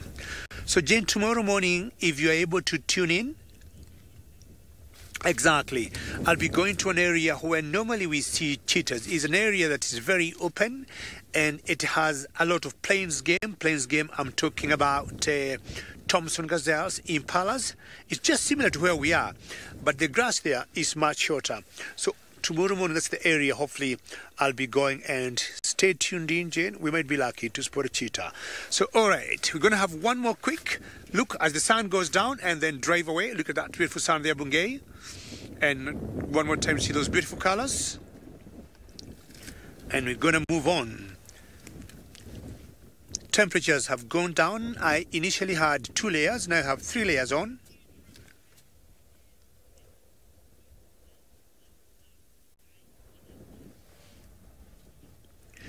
Rosalind, lions can cackle, and just like the lion's roar, it can go up to 5 kilometers. 5 kilometers? Sorry, Casty, I missed that.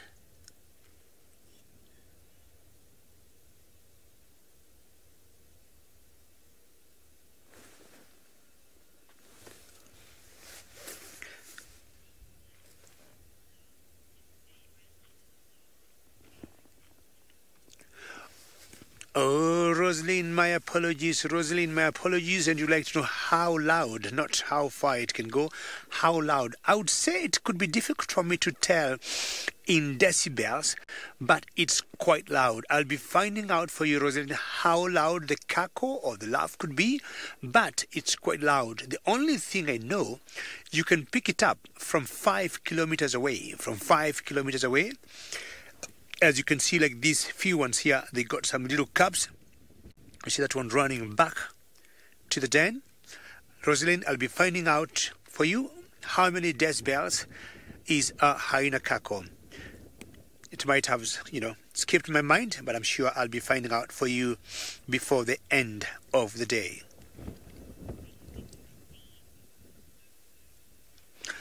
All right, you're going to move on, and in the meantime, we'll go across to Steve.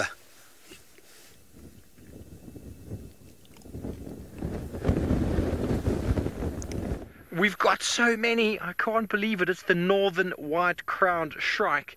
And there's 1, 2, 3, 4, 5, 6, 7, 8, 9, 10, 11, about 17. 17 of them all here together. very close to the car. You can't believe actually how close they are. I mean, I could grab this one and just squash it, but I would never do that. They are so close.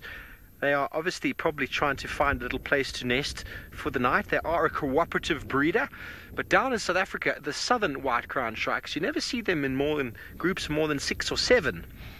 So I find it quite interesting that there are so many of them here. Maybe there's a food source on the ground that they are taking advantage of. Maybe some termites coming out that we can't quite see, but they're just coming in from every different angle, more and more arriving. This is very, very special.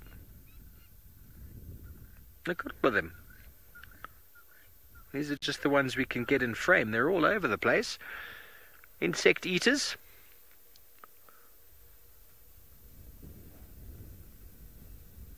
A little bit of a party. It is Friday night anyway. It's Friday night in the Mara Triangle. Maybe that's what's going on. It's a bit of a disco about to go underway. What do you think? White-crowned shrike disco. The good news, yes indeed, is beautiful black mask. It's very nicely, it's a characteristic of sort of most of the shrikes, is that they've got that Zorro-like mask. So if you ever see a bird with sort of like a beak with a little bit of a hook on it and some form of mask on the face, then go straight towards your shrike section and have a look. Have a look, and most of them have got some form of mask. Sometimes it's just the males, sometimes the females don't really have it, but they're waiting for something. What is it? I'm completely perplexed as to why there are so many together. And here he's landed again, right here with the view behind. Have a look at the one on the left here, James. He's quite enjoying us. Look at the view and see how close they are to the car. I've never been this close to one of these wild birds before. They must like my soothing voice, don't you think, James? James agrees. He grunted. I suppose that's an agreement. Very, very beautiful. Extremely long tail. Very, very long tail. I'd say longer than the southern white-crowned shrike's tails. I'm not quite sure why they would be longer. A little bit more aerial acrobatics, perhaps. A little bit more braking power.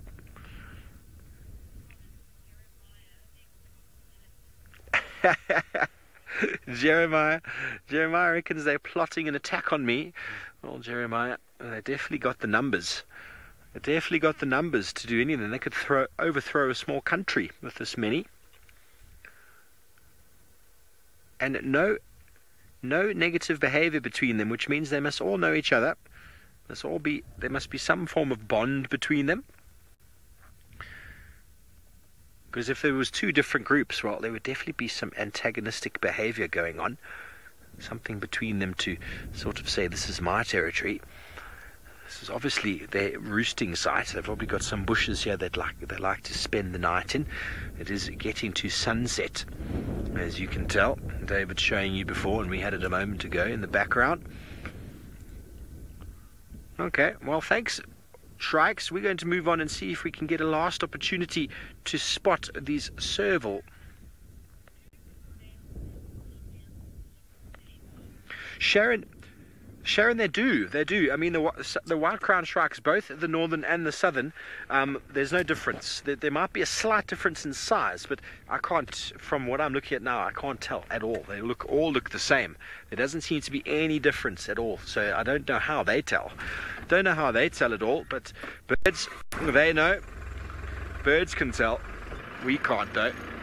Thanks, guys. That was marvelous. Thanks for sticking around. Normally you get birds that close to the car and you frame them up, and well, by the time we get the link across, they fly away. It's normally quite typical. Well, talking about flying away, we're going to fly you on all the way back down to Djuma with my good friend Sydney.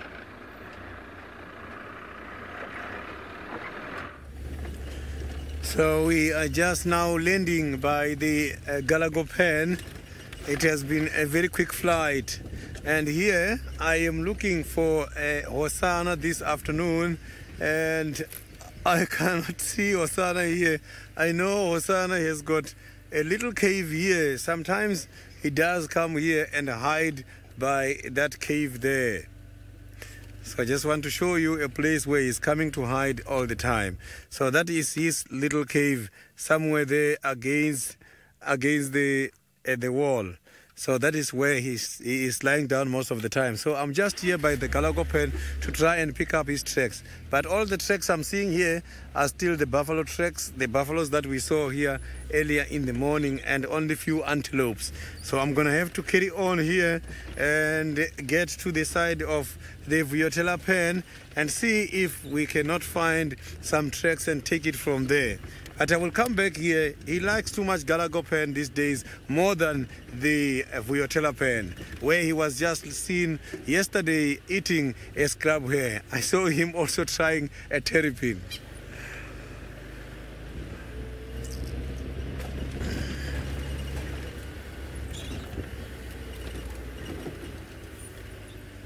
So the buffalo tracks are just everywhere. So it means chances of also hearing the lions roaring in the property or spotting the lions, they are very much high at the moment, because these buffaloes, when they come here, every time they get escorted by a pride of lions.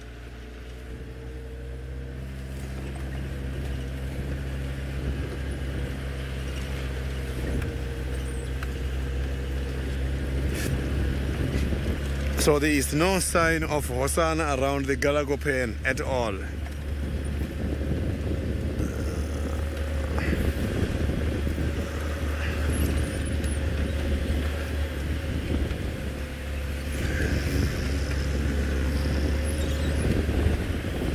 So the sun is very much bright. I cannot see the tracks easily. Cold cider, Hosanna was indeed very much silly yesterday. And then this afternoon we want to see him. But I saw the terrapin. He just took it and then he left it there. But he left it upside down. I don't know if that terrapin managed to go back to the water. Problem, terrapins are not like the tortoise, which can be able to withdraw the head and hide in. So the head can be so vulnerable.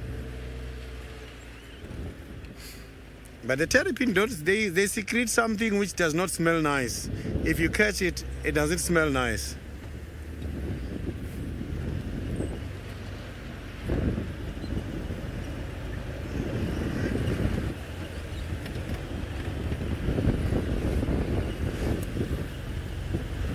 No other animals here, such as the impalas, and which is also giving me a sign that there might be another predator here apart from Hosanna.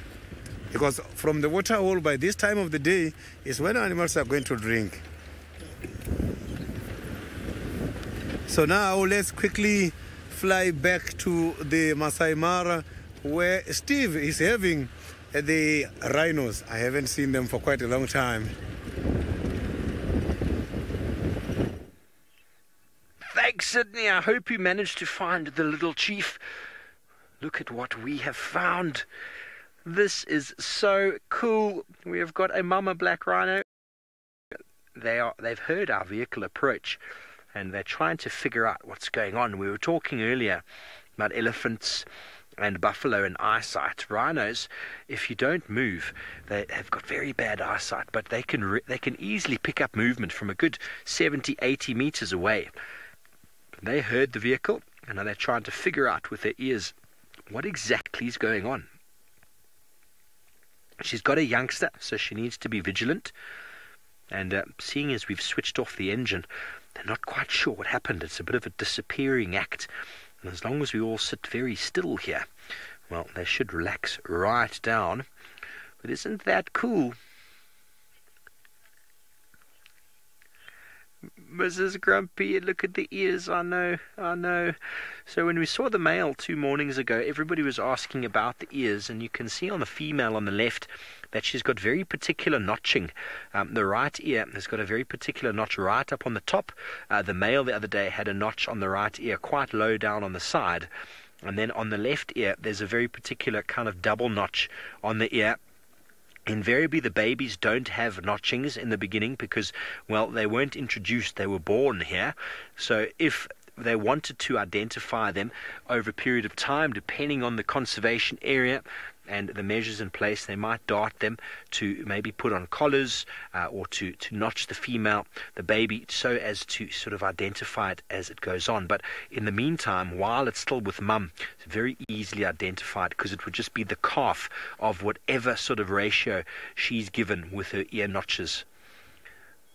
So you can see that they're very relaxed, and that the reason I tell you that is because if she was not relaxed, well, the youngster, well, they would be running invariably.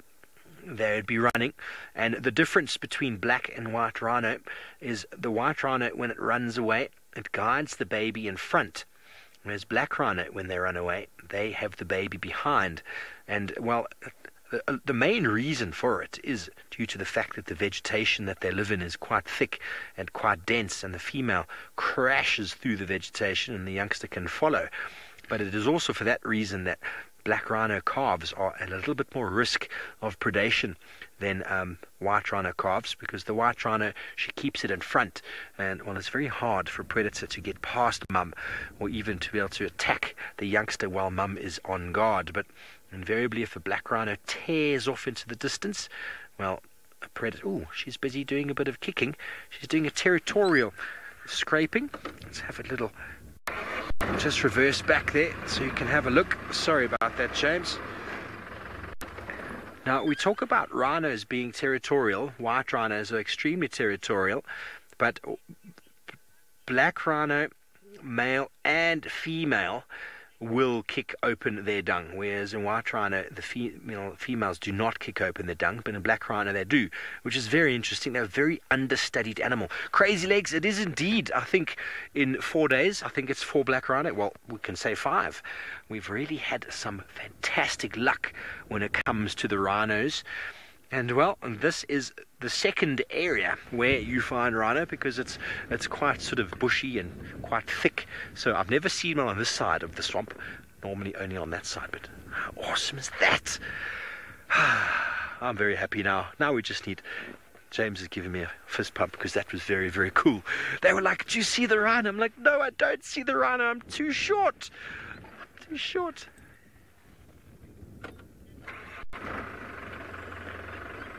Jamie, well, that is a question that is very, very, very interesting and requires a lot of thought and debate. You wanted to know if a predator tries to kill a rhino, will the anti-poaching guys get involved? And to be frank, probably not. Probably not, purely due to the fact that it's natural. But out here in these environments, predators have got a lot more to go for than rhino. Rhino calves, black rhino calves, are not the easiest of things to grab, because mum is very strong and she's got an attitude on her to, well, a very big attitude. So she would sort out any lion or leopard. Not that a leopard would go near a black rhino calf, but she's very, very protective. But invariably, conservation and anti-poaching guys don't get involved when it comes to predators attacking animals, unless... it is something that really needs to be spoken about. I don't know. I don't think they will, but you never know. There might be some areas where people are really, really looking after the rhino, and they're like, no, lions, you can't have... But then, you know, rhinos kill each other from time to time. So what do? You go and you stop them killing each other. You can't. You can't intervene in nature, but you can prevent people from coming in and poaching. That's one thing you can actively do. But to prevent a black rhino killing another black rhino, you can't do it. To prevent a lion killing a black rhino, well, good luck to the lion, I'll tell you. That's one thing. I don't think lions would manage, but they can. They can kill rhino, but it's not an easy thing to do. Really not an easy thing to do. With all the abundance of game out on these plains, there's far more easier prey to catch for the lion. So, no, I don't think anything like that would go down. And we're keeping our eyes peeled, or on a swivel, as Brent would say, because this is the area where we had a serval with little kittens almost a week ago. So they're a week older than they were, and they were moving between little clumps of bushes and clumps of bushes, but I think it might be getting to sort of that just a little bit late for them to be popping out, but they are regarded as kind of diurnal. and on the sort of verge of crepuscular. Diurnal meaning active by day, and crepuscular meaning dusk and dawn. So we're going to keep our eyes open. Maybe we will spot them before long, but while we do, David is not far away, and he's on the move. I think he's going to go and see what Waffles is up to.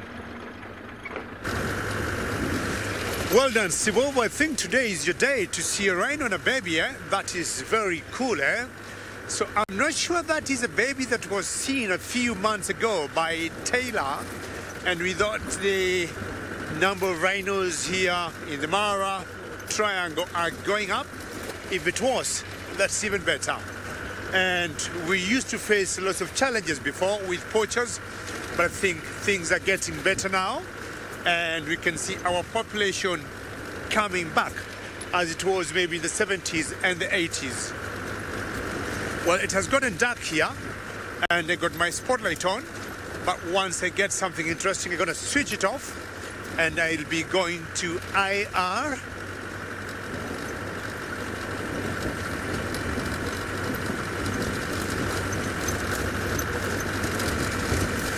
Minamu, you'd like to know where else we got black and white rhinos. In Kenya, we got both black and white. South Africa the same, Tanzania the same, and many other countries in Africa. But I'll tell you, the white ones in Kenya are not native here. They were introduced here from South Africa. The indigenous ones here are only the black ones, which I think, looking at ICUN, I would guess they are on Appendix 1, up very high there and quite threatened, but I would say the numbers are slowly coming up. So you go to Uganda, you still see rhinos. That's the country west of Kenya. And I think sitting in South Africa got some very exciting predator for you. I have got something very, very special, and this animal wants me to treat it as a surprise because he just went behind my vehicle. So let me just reverse so that you can see him, because I can see that he is passing my vehicle now to this side. I have got an animal which is introducing himself as a surprise here.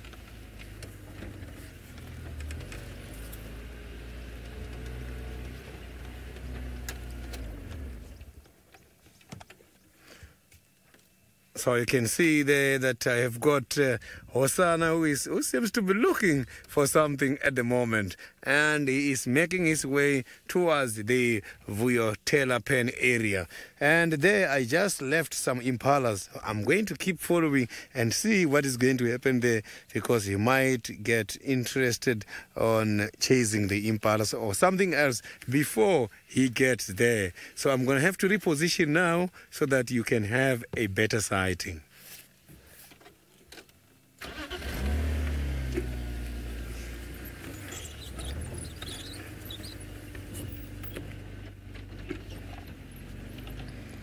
Thank you very, very much for all the positive comments about finding Hosanna, the little chief. So he has just been resting here by the Molewati.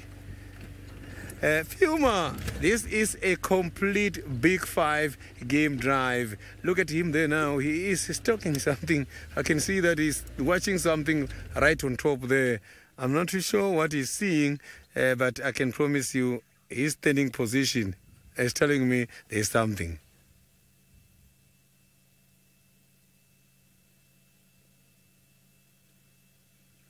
You can see he's still calculating now how he's going to maybe tackle that animal. So I'm just going to pull further again and see if I can make the sighting much better. I don't want to spoil the hunt if there will be any chance for that. So I'm just going to stay far away from him and just watch what is catching his attention. He is on the other side, I'm on the opposite side.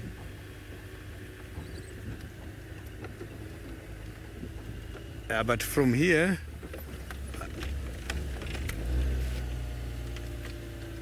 Maybe it's looking for.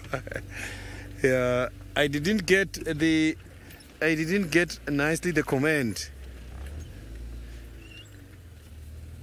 So I can see now he is camouflaged. He's just behind a little bush. So I am left with no option but to just wait here until he comes closer.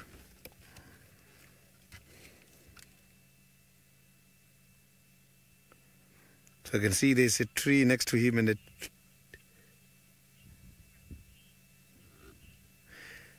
the good news, it is a good news to hear that he's planning his next strategy.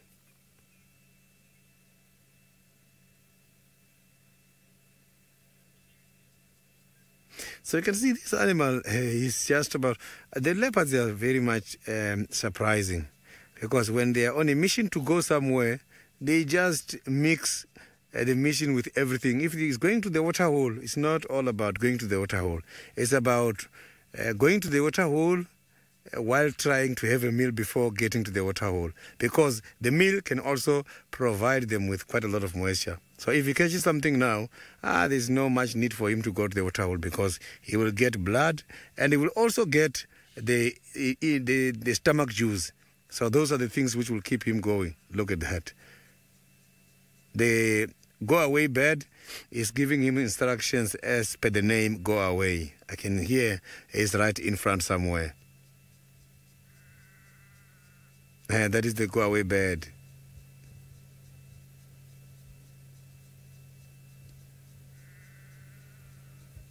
So you can see that the leopards are not welcomed by quite a lot of animals. So the bellies are not full at all. Chances for him to catch something today or tonight, they are very much they are very much high.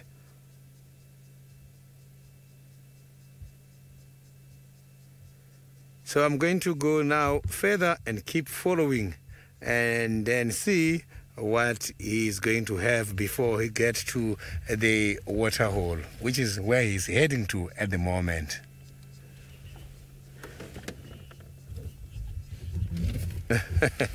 James, indeed, Hosanna is looking very, very hungry because sometimes he does do some hunting when there's something in the stomach. But now this tells me he's hungry. And when he's hungry is when chances of catching are very high, because I'm sure he will not want to make a mistake. So I don't think he will want to make a mistake when he's hungry during this hunting.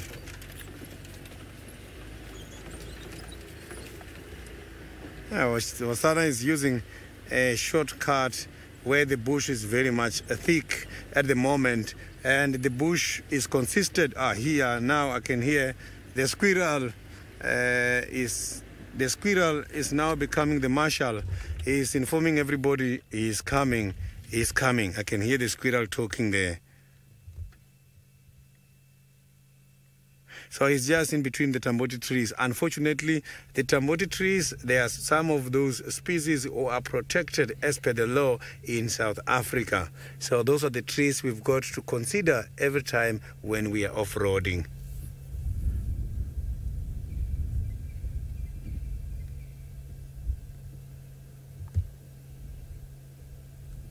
So you can see now at least he's coming out of the drainage. Maybe the sighting is going to look much better now.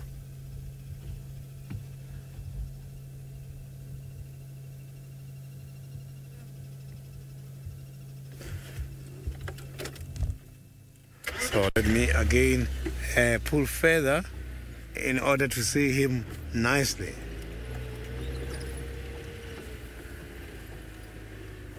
Oh, here he comes. He's coming right straight to this side. He might maybe mark his territory there. So today he's not interested too much on demarcating. Not his territory, sorry for that. To mark in Tingana's territory.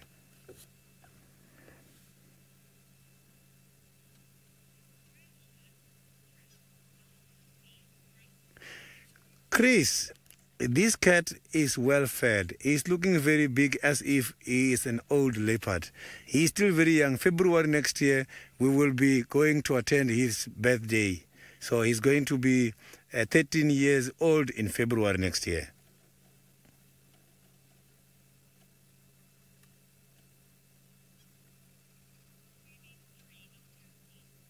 So he's going to be 3 years old by this coming February. So now he is just about 2 years and a few months to get to 3 years. That is why you can see he's starting to mark, and then as soon as he gets to 4 years, he's going to make it real, and he might mark and vocalize, which will then irritate the father, Tingana, to get him off the territory.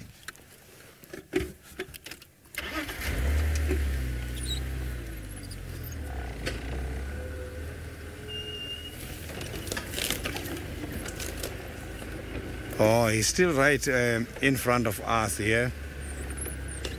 So it means yesterday he only got the scrub hair, but if you look at the stomach, it's very much thin. So it means the scrub hair is nothing. He's still very hungry. I saw him eating the scrub hair.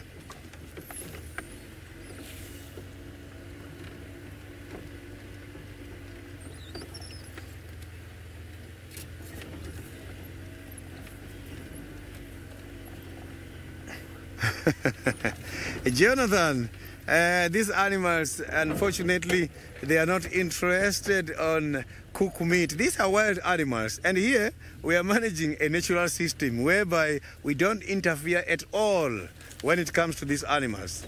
So they don't eat cooked meat at all.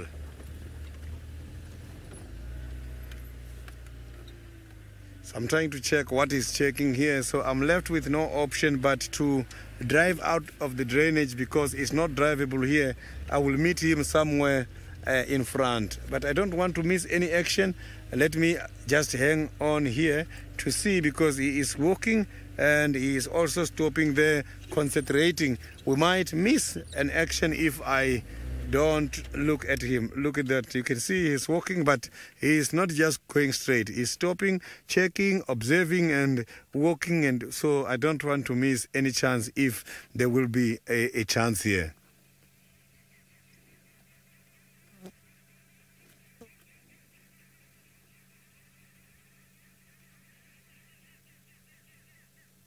Yeah, this is quite a very beautiful cat, and it's a lovely afternoon because the wind is on his favor.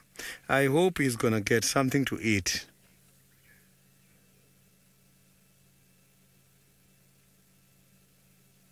He hasn't been to this area for a while now, and here is where he used to catch quite a lot of animals. His hunting skills was developed around the Vuyotela pen. So he is heading towards that area where he used to hang quite a lot of carcasses by one of the jackalberry tree. A lot of people, my colleagues, they call it Hosanna's fridge, the jackalberry tree.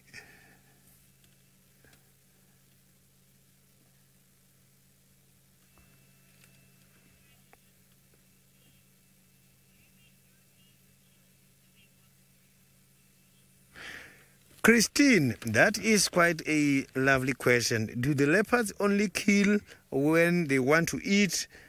Leopards, killing to this kind of predators is in their blood. These are born to kill animals. So when they kill something today, I'm just going to give you a real example which was done by the very same Hosanna we are watching now. This cat caught a duiker one day, and he put that duiker up in one of the marula tree. And same time, in less than 12 hours, he caught again a baby nyala. And he took that baby nyala to a different tree. Then he was responsible of 2 kills far apart at a distance of about, let's say, 300 meters. When he's by that other tree, he was still seeing the other kill. But for us to see the second kill, it was difficult. We followed him. He went there, he assessed the kill, and he took the second kill and brought it to where the first kill was. Then he had 2 different meals at the same place. These animals, whenever there's an opportunity to kill, they will kill. Irrespective of the size of the stomach, whether it's full or not, they will kill.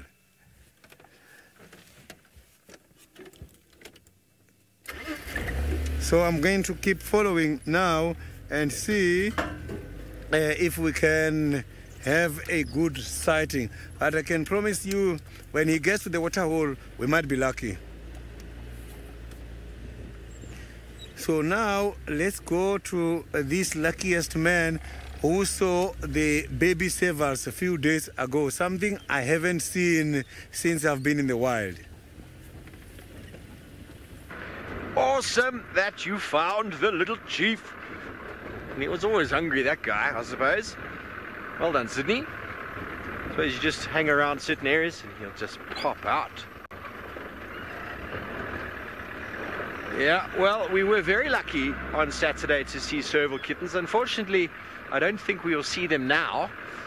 So we've turned back and we're going to see if we can find those two male lions and see if maybe they've got a little bit of energy to give us a bit of a roar. I'm not going to do it. I know Sydney was doing some marvelous lion calls the other night, but we just have to wait and hear mine. If we don't get the lions to do it, maybe you'll hear me do a roar. It's that time of night. It's nice and cool now. There's a little bit of a breeze. Maybe after a good 48 hours of digestion, the buffalo will have moved through these two male lions' bellies and they might think of maybe getting up and doing something more exciting than just sleeping. Well, it is part and parcel of being a lion. You are king of the jungle for nothing. Sleep around, eat, move. It really is your kingdom.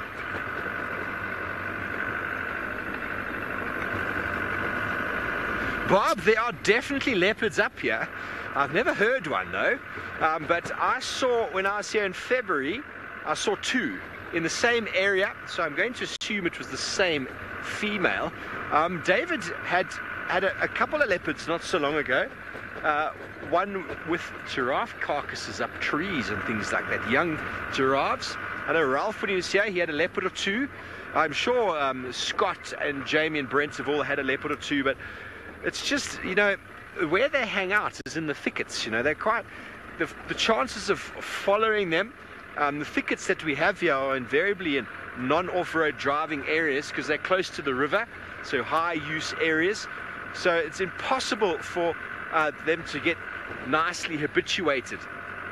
Every now and again there's a pin dropped on one of the groups excuse me, one of the Mara groups about a leopard being somewhere near a crossing, but generally it's very far south and a little bit out of our sort of way. But we will find a leopard for you one of these days, and we'll be very excited. I'm actually kind of holding it in my mind right now as we speak that a leopard might sort of materialize. Excuse me, I've got a little bit of a dry throat. So maybe a leopard will pop out. That would be super exciting. I mean, where I saw that leopard both times is quite close to the bottom of the mountain, sort of that hummerkop nest. If you have ever heard of Jamie doing the hummerkop nest, I had a male elephant drinking water out of the dry riverbed that wasn't so dry because he dug a hole and found some water. That is exactly where we found that leopard twice, sort of that general area. So we're heading that way. That way will be our way home. And who knows what we find. They're just a bit shy because, you know, if you don't get the opportunity to follow them, they don't get used to the sound of the vehicle. They just disappear into the thickets and, well, there's a leopard just disappearing. So about a few minutes time or so, we might materialize and find these male lions. So hopefully we're going to get them calling. But while we do that, I'm sure David Gitu's got interesting things to talk about. I'm not sure where exactly he is, but he's definitely on the move. Well, if I may start with Sydney, I'm sure we have been calling Tristan the leopard whisperer, and maybe that might be taken over by Sydney very soon, because I think almost every other day Sydney is sporting a leopard. Now, and as you say, today day of the big five, having seen the rhino with the baby and all the leopard there, elephants, lions, what a day, buffaloes. So my plan now is to swing by the den of the North Clan hyenas and find out the waterfalls that we saw last night with her two cubs if they could be home. That's my current plan, and I'm not very far from that den. But yesterday they did not come until about 8 o'clock. I was there for a very long time before Waffles herself came. And for those who have never joined us before, Waffles is a female hyena who is a leader of a group of a clan of hyenas that we call the North Clan here in the Mara Triangle. Hyenas are very matriarchal and they're led by females. You'll always sometimes get the males hanging around. Basically, they will stay there for mating reasons, but they don't count, they don't matter as much. Everything is run and managed by the girls. So Waffles could be the oldest female in this particular clan, and she commands lots of power. She got 2 cubs now. Back up a little bit. All right, in the meantime, let's first go to Sydney as we try to get close to the Waffles.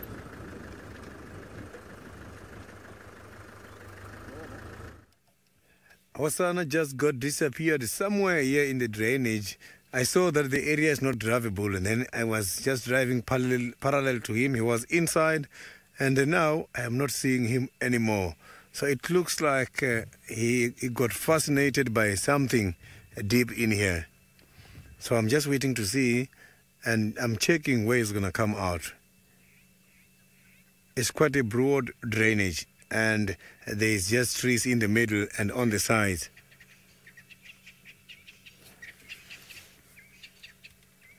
So I can hear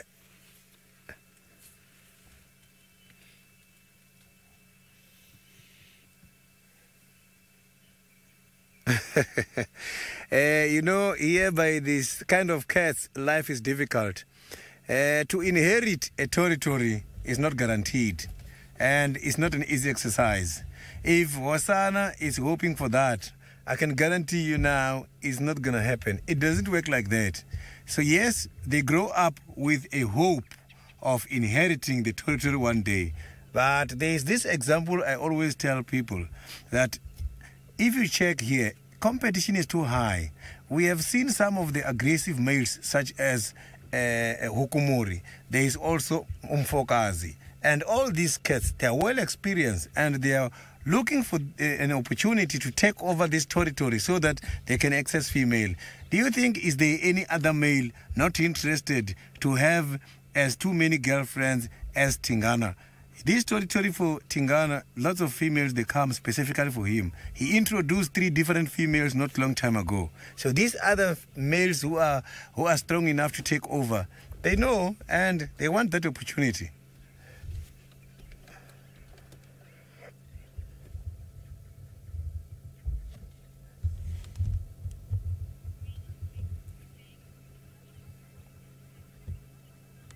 Now let's cross over to David, who's got the hyena cubs at the moment.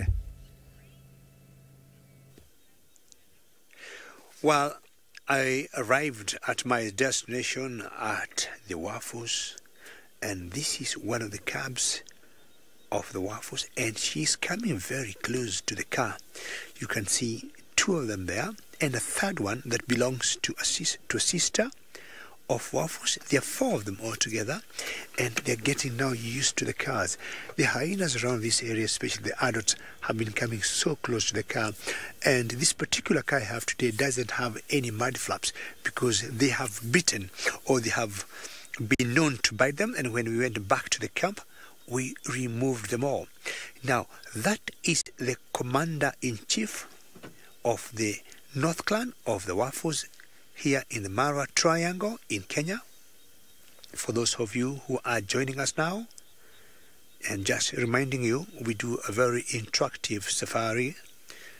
Should you have any questions, please ask them. Should you have any comment, send them using hashtag SafariLive on Twitter. I might try to keep my voice a bit soft, because from my experience, when you're very loud, these cubs tend to get skittish.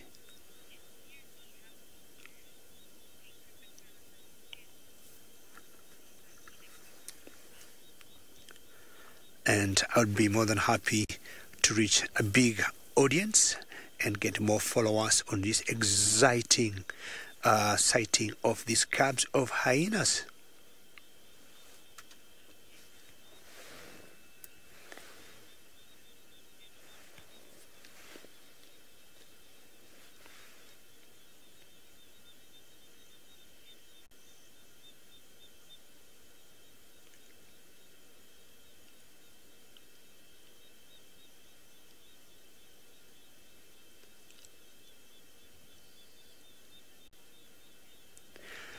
A very good evening to all of you and welcome to the Mara Triangle in Kenya. And we got a very exciting sighting here of hyena cubs that are just jumping up and down. My name is David and with me on camera today is Bungei. Bungei, good evening. Warm welcome to the Mara Triangle in Kenya. And we got very tiny small cubs of hyenas just outside the den. And that is their mother to the right. And please remember, this is live and it's a very interactive drive. So should you have any questions, should you have any comments, please send them through using hashtag SafariLive on Twitter. As I said earlier, we're in the Mara Triangle in a country called Kenya.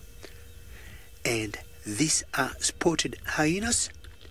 And if you look at her carefully, she got a collar on the neck because she is the leader of this particular group or clan of hyenas, and she has been studied for a very long time. So she got, bless you, Bungei. That was the camera operator Bungei sneezing, and you noticed the matriarch there rose up, like finding out who is that. Well, on that collar, she got a small radio chip because she's used to give a lot of information.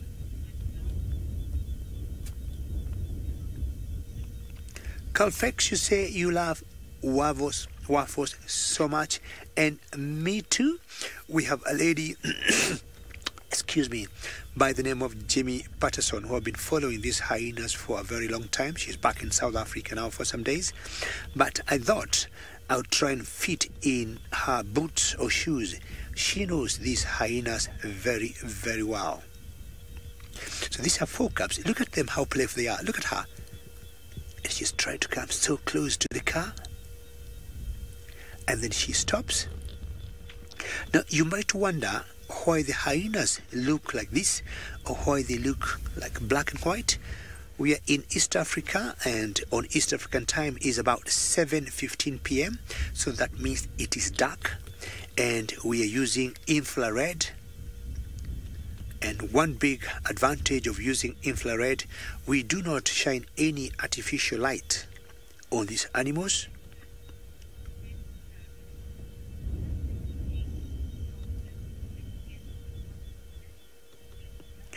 Jessica, you want to know about the dominance of these cubs, and I'll tell you, in the hyena kingdom, these cubs, the two of them belong to that female you see there. And those 2 automatically get a high ranking status, Jessica. And any other cub from any other female will not match those cubs. So 2 of these, I wouldn't be able to tell 100% which 2, but 2 of them belong to that female there. And I guess one of the one closest to her is one of them, and another one, maybe the one next. That one, they're very good, Bungei. That one there, those 2, yes, those 2 belong to waffles, and they have a very high ranking in this particular clan, Jessica. And I was talking of us not trying to use any artificial light to influence these animals in their behavior, and that's why you see them looking like black and white. But of course, you know, they're either beige or brown or creamish in color or a bit of tan.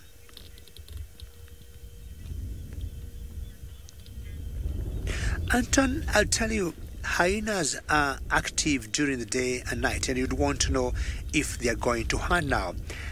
I highly doubt, and if they would, this female here that we call waffles will stay put, taking care of the cubs, because she's very experienced and she is the leader. But she can very easily pass or give instructions to the junior ranking females or males to go hunt and bring the food home. So, Waffles, where are you going? As I said earlier, I do not live in the den. This has been very exciting, and just to see the cubs coming out of the den is a lot of trust, and it shows slowly they're building their courage to start going out and maybe being playful as it would happen in the evenings. Well, thank you so very much for having joined us. We'll still continue going live on the usual on YouTube, and thank you for being there. Keep an eye, we might be sending you other notification later. From myself, David and Bungay, thank you and goodbye for now.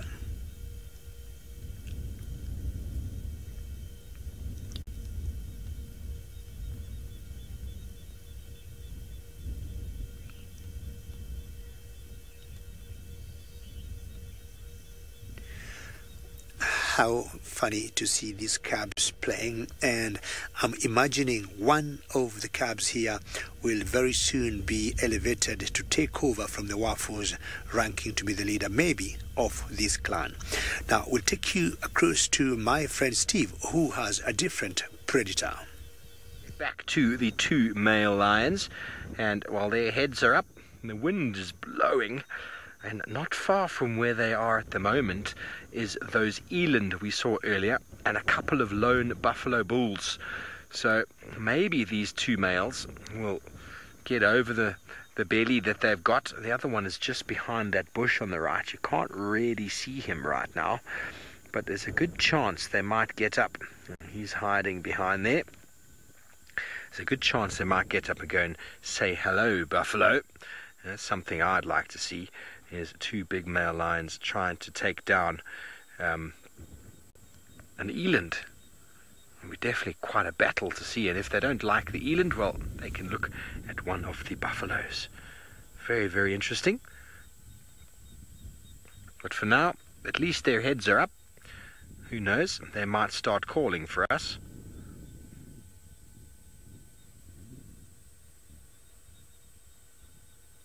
That would be nice, wouldn't it? I wouldn't mind if they called. Elephants shouting in the distance.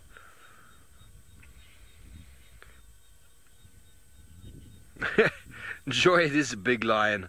Indeed, I'm thinking it's still the two same boys that we saw over the last couple of days. The triangle boys. The third one, who knows where he is at the moment.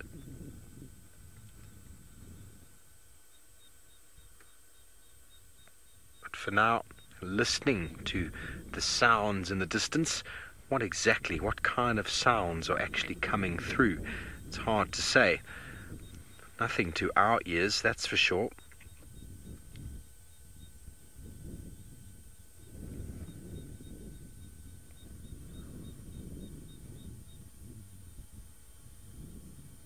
But as I said, at least their heads are up.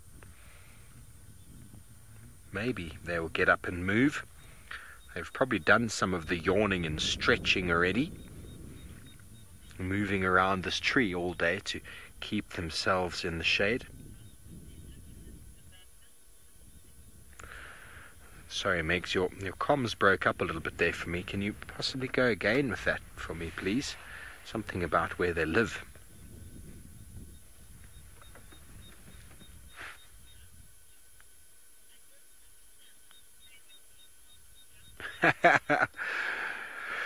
Cal 6, yes, I know. I don't know where the term King of the Jungle came from. It's probably a very old, outdated term, but indeed lions are King of the Savannah, but it just doesn't have the same ring to it, does it? King of the Jungle, King of the Savannah.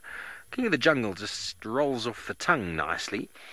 It's probably a Disney thing, really, something that was just like the song Africa by Toto. They talk about the Kilimanjaro rising out of the Serengeti. Well, that doesn't happen either. We all love the song, though, and it sounds good. King of the Jungle just has a bit of ring to it than King of the Savannah. I don't know, it doesn't work. But indeed, they are kings of the Savannah, although large clans of hyena give them a bit of a go. But big male lions, really, nothing gives them too much of a hard time, except for other male lions. And we're not far as well from where we had the Paradise Pride this morning. Not sure if these two males are dads as well for that pride. They're a pride that's not very well known because of their occurrence very close to the river and in the thickets. They really enjoy the migration herds and the crossings, and did a lot of effort with smashing wildebeest crossing to and from. It's possible these two males frequent a number of the prides around here.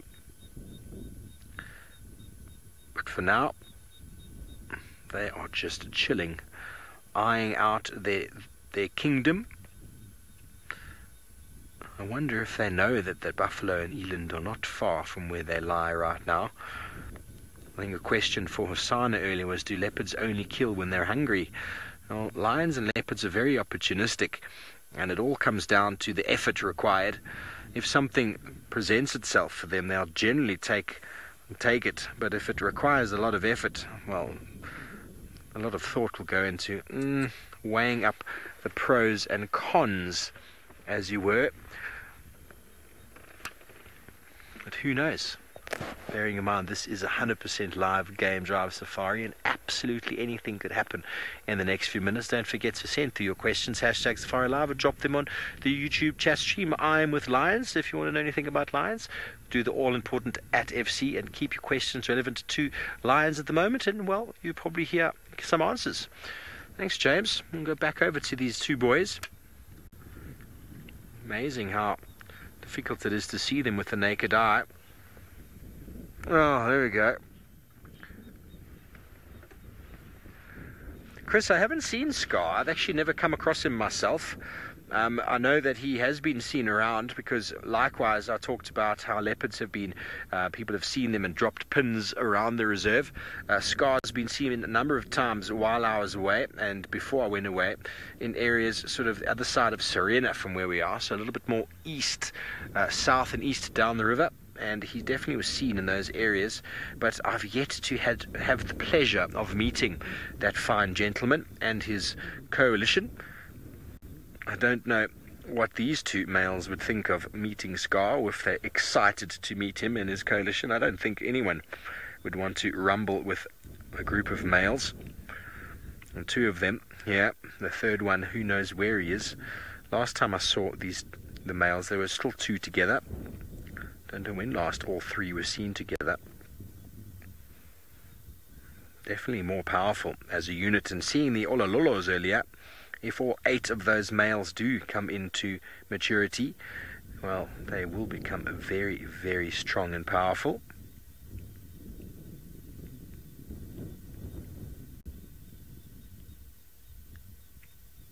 The other one, camouflaged. Very camouflaged. Well, I don't think there's going to be too much going on for now. So we will move around and maybe see if we can spot those animals, and if they've moved off, maybe that's why the lions have got back to sleep. But at the same time as we do that, David is with a very playful hyena.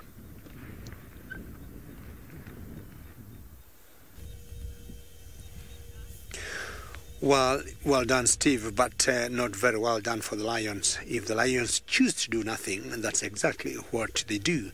But my small little hyena cubs here have been very active, and they have been playing up and down. And it's very normal this hour, of the day when it has cooled off, just for them to come out of the den and socialize and bond as fast cousins. I would guess the 4 of them have been very playful, as you can see them there. So they've been chasing each other, trying to bite grass, trying to bite each other. And they've been coming very close to the car. You can see the tire of the car there, if Bungei could hold there. See the distance, that's my spare tire. And he's only 2 meters. Look at that one. And they've been coming behind the car and running under the car. I will make sure that by the time I'm leaving here, I'll be 100% sure that all of them are accounted for. But one thing I know for a fact, as soon as I crank the engine, they will take off either straight to the den or to the mother or the auntie who is Waffles on the right there. She has been sitting there facing that direction.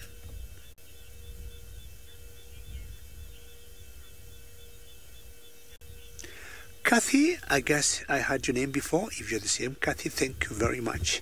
And you're asking whether we got striped hyenas in Kenya. Yes, Kathy, we got striped hyenas in Kenya. And I'll tell you what, in Africa, we got 3 species of hyenas. We got this, that we call the spotted hyena. We got the striped hyenas, and we got the brown hyenas. Of the 3 species, these are the largest in size and the most common.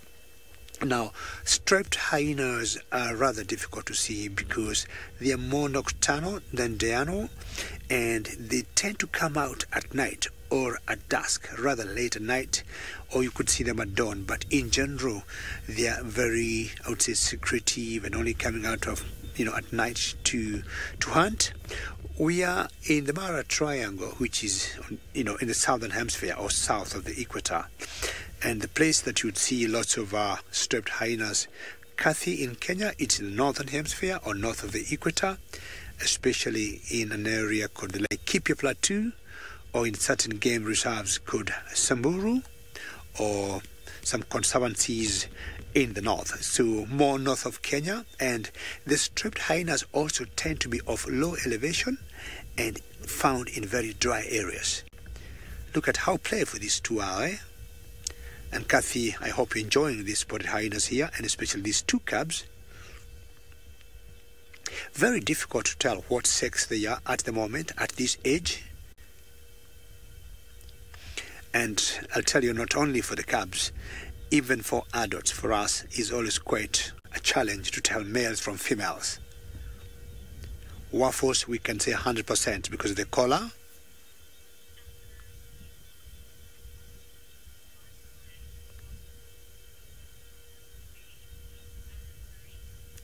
And Marie, I guess you're asking the survival rate for Waffles or her cubs. I think Waffles has done very well. She has been in charge of this clan. She has done it very well, and she is, I would say, through to her, lifespan.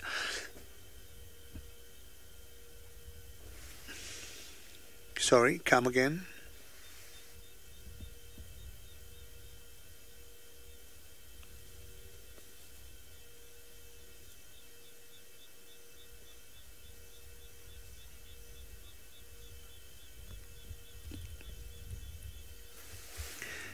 And I guess your question is the survival rate for Waffles cubs. I would say for me, at this particular age, they will make it through. If I would compare cubs of hyenas, and more so for Waffles in terms of, making it through or getting to see maturity, hyenas to me do a better job than other predators like lions. So the Waffles cub, I think at this age, they will definitely squeeze through to maturity. And maybe, as I said before, one of her cubs, if it turns out to be a female, she'll be soon grooming her to take the mantle, maybe in the next 1 or 2 years, because Waffles is aging up. Hello. Would be happy to hear you cackling.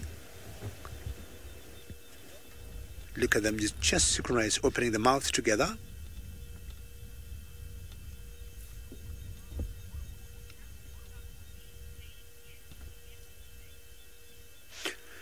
Well, Bob, these cubs have not been named yet. I think what should happen is we got a group of researchers here from Michigan University, and I think they have been running the longest, hyena research in the world, I believe. Oops, are you trying to scratch your back? And I want to believe there's certain qualities or there's certain, I would say, ID marks they'd be looking on each of these cubs to be able to identify them 100%. The other time I was here, I saw one of the cubs of Waffles had a little tear on the ear, and I doubt how she got that tear. And I guessed because hyena cubs have been known to kill each other, and especially if they're of the same sex, because they tend to grow, even if they are, say, for example, a male and a female, they tend to grow the same, and they get lots of male hormones, the testosterone hormones. They tend to kill each other. They may have to wait maybe until another 1 year, and they're going to name them. But as yet, they have not been able to name them. This is so cute. And look at that one particular one. They're just rolling her back. And when they play like this, to me, is also a little sign of dominancy. So being so playful, and more so the females, when they play, out of experience, I have found the female cubs being a bit rough, unlike the males. Bungay, do you agree with me? Bungay says yes, and he is trusting me. That's me. I've noticed that if I would be able to follow one, it'll turn out to be a female.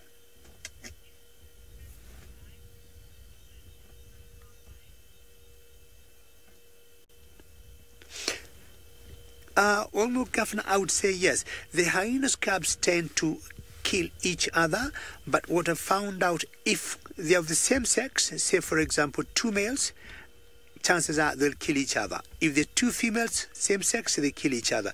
But if it's a boy and a girl, or it's a male and a female, they tend to survive to maturity.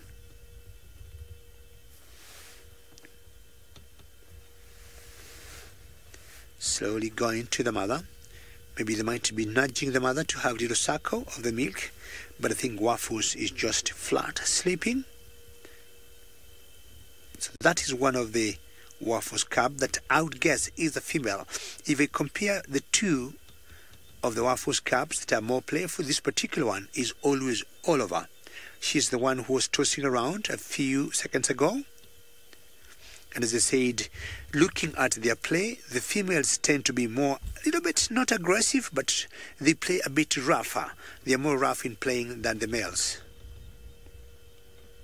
I do not know the names they will get from the ladies who have been researching on these hyenas. But how they get the names like Waffles, there's another one called Sue. I don't know how they get, the naming from, but they're very interesting names. What are you looking for on the ground there? Maybe they're trying to sharpen their teeth.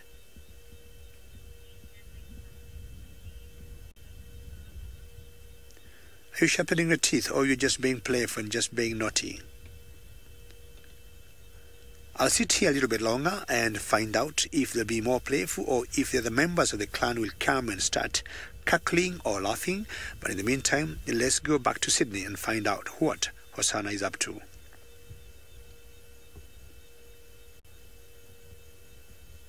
Hosanna is right sitting next to at the back of my vehicle. I can't even move at this stage because he's lying down very much close. So I've got to wait until he moves further, because I can see he's looking at the other side of the drainage. Unfortunately, I cannot move at the moment. He's right here next to me. I can see that something is getting his attention. He is going to move away for us. So I'm checking what he's thinking now, just trying to read his internal thinking. So I cannot move at all. He's very, very close to the car.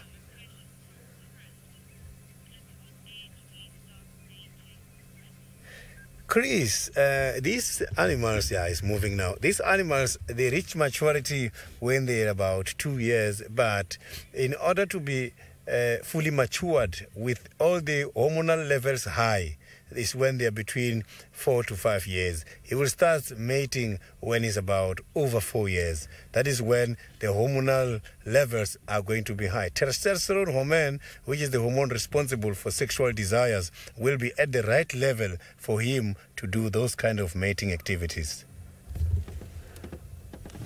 So I can see now he is right here by the drainage, but the tail is shaking, showing that he is interested on something which is on the other side. So Hosanna looks very hungry, and I can see that his movement today is up to something. That bird calling is the fork-tailed drongo.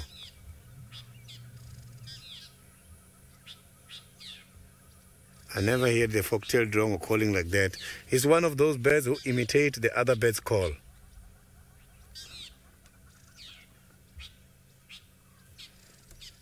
Can you just show that fork-tailed drongo?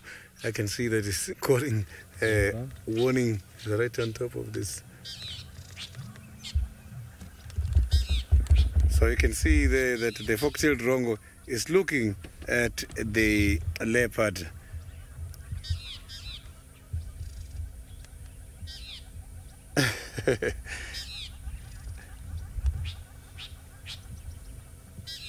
I've never heard them calling like that, as I indicated. They do imitate the other birds' call. Bless you, David. Bless you, Craig. So he's now looking at Hosanna, who is now walking much more in front of us here alongside the drainage. Today, Hosanna is walking according to the available cover. He's going towards the water hole, but he's using the drainage and the available cover for concealment so that he can get there without any of the prey animal noticed.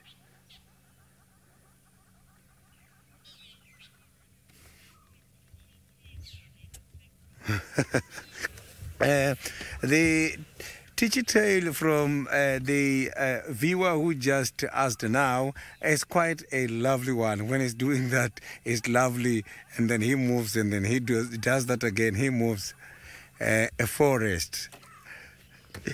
So let me now go in between the forest in order to get to the Viotella Bend Dam.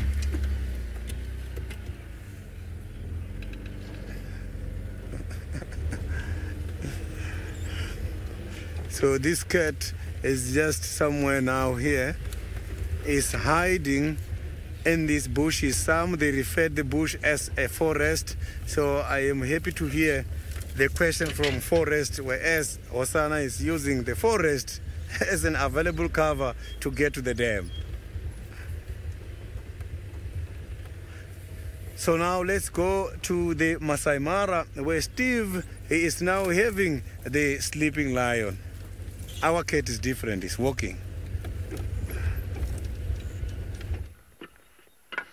Indeed, Sydney gave away the surprise when he said sleepy lions. You haven't missed anything, folks. They have done nothing at all. The bellies look a lot less than they did yesterday. Yesterday they were gorged with meat. It's really incredible how quickly they can digest so much food.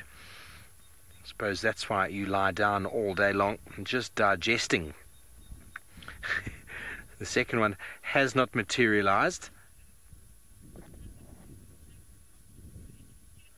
Jessica, I really don't know. I've never met them. I've never come across the Black Rock Pride. I've read some of the information about them. I know that in the binge series earlier this year they were around and they had all those cubs, but I'm not even sure exactly whereabouts we find them. They seem to have fallen off the radar as far as I'm concerned. Maybe David knows. He's been in the Mara a lot longer than I have, so he might have more of an idea. To be fair, though, there are so many lions around. When you find lions, you're always like, okay, well, another pride of lions, another pride of lions. There are so many around, and maybe if my information is not correct, there might even be on the other side of the river, and we don't spend too much time. Well, we don't spend any time on the other side of the river at the moment. Oh, that's a nice stretch. Now, there we go. Normally after a stretch, lions will get up.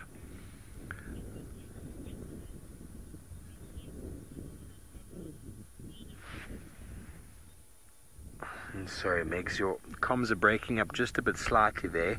Minamu said something about lions and their heels. If you could just add to that comment for me, a question for me, please.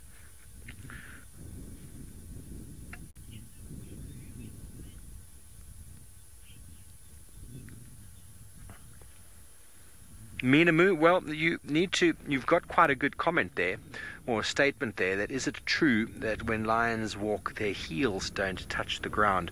Now, it is a very true statement. In fact, cats have got what we call a digitigrade foot structure, and when they walk, they're actually walking on their toes. So they're walking on their their four toes, should I say. I might need to actually show it to you with my hand, James, because it's very hard to explain this without seeing any sort of comparison. So if we come back to my hand here, I'll show you. Obviously, this is not a lion hand. We have got what we call plantigrade. So when we put down our feet, we put down this entire part up to the wrist, or foot, should I say, heel on the floor.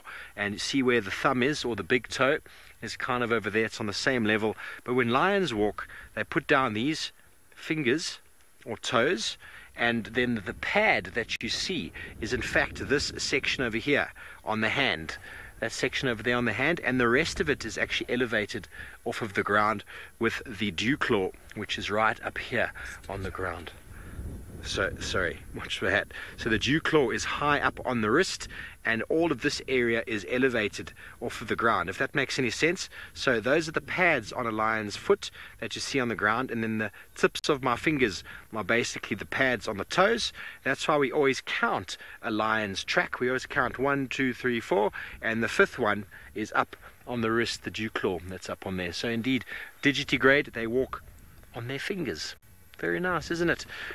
Okay, well, thanks for the demonstration. Back over to the lions. And what that enables them to do is, because their wrist is sort of elevated up, it enables them to actually hook their wrist around. So the claws will hook around onto an animal, and their thumb, being the dew claw, is much sort of further back. And they're able to really do this really nice sort of leverage hook around an animal, which makes it difficult for an animal to pull out of their grasp, and that's what they pull them down with. It also gives them a couple more inches on their foot, on their leg, should I say, for a stride when it comes to running. Also by walking, oh, there we go. Just by walking on your toes, it's a little bit more quiet. That pad is a bit more enlarged, nice and sort of soft pad walking. Okay, well, hopefully after a yawn like that, our two male lions are going to get up, but the hyena with David are already up and doing their thing.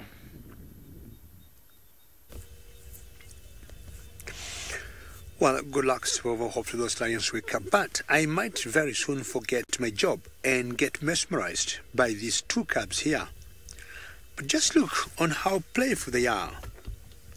Now, 3 now have joined in the play. I want to pose a question for you and ask all of you, what do you think they are playing with?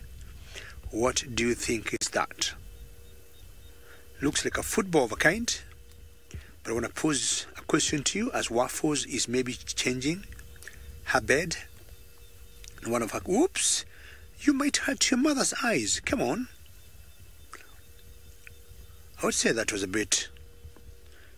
And she jumps again. It's purely being playful, but you never know. The claws might get into the mother's eye. Now, I'm posing you a question, and you can send me your answer. #SafariLive on Twitter. What do you think that cub is playing with, or what do you think they are playing with? They're playing some kind of hyena football.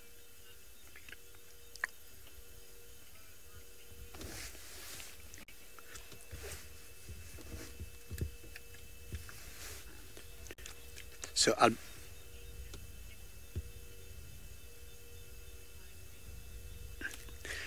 all right, I didn't hear the name of the question, or who the question, who asked the question, but you're asking what poo it is.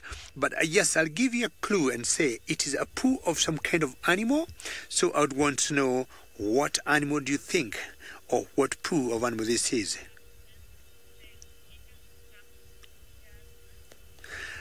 Jasmine, very well done, Jasmine. Very well done. You say this is an elephant dung, and it is, and you can see how Mother Nature works out things. And look at that cub, and she is either trying to strengthen her teeth. She jumps. Thank you very much, Jasmine. Well done. You're 100% correct.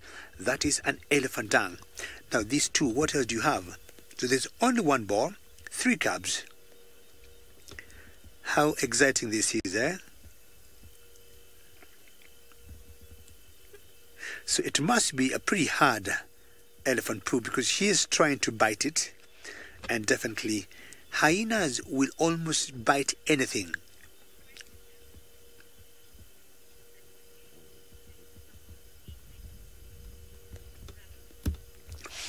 Zach, you would want to know at what age they would start eating meat, and I would guess, if I'm not wrong, it's about 6 weeks. I might want to correct myself. 6 months, sorry, not 6 weeks. That's when they start eating meat, at the age of 6 months. As much as hyena cubs are born with their teeth on, So once they're born, they're always born ready to start their life. And unlike many other cubs, say of lions or leopards or cheetahs, hyena cubs, as soon as they're born, they got their eyes open on day one, and their teeth already erupted. I might be confirming that much later, but I would guess it takes about 6 months for them to be able to start chewing meat, which is a long time for them to nurse as carnivores. And the football match continues. I don't know which team is playing from where. Where did the ball go now? Maybe they're doing a bit of warm-up before they start the football. And how playful this is, eh? With such cool temperatures, and maybe not even noticing my presence now or our presence, not staying very far from the den should they be given instructions by the mother, straight to the bedroom. It's very typical for cubs of carnivores to be playful like this hour.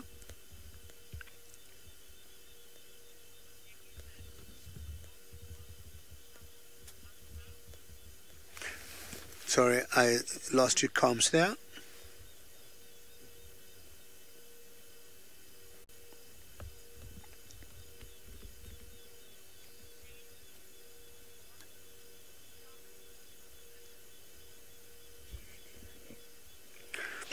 There's something David is asking that I can't hear very well. You just comes just breaking. I may have to reposition the car.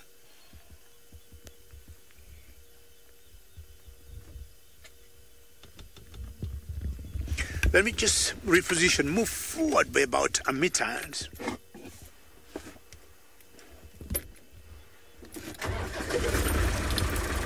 Sorry, let me just move forward a little bit and see things might improve. There's a bit of a breakdown on the comms there, and sometimes you just need to reposition by about 1 or 2 meters.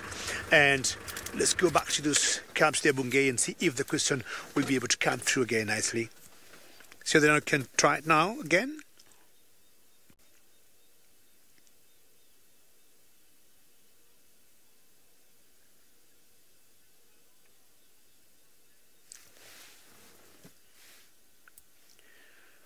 Zero, very difficult, very difficult. I may be checking my comms because most of the camera operator is not getting any comms, but yours are coming very broken and very distorted. There's some hyenas in the background, making noise, and if you look at Wafos there,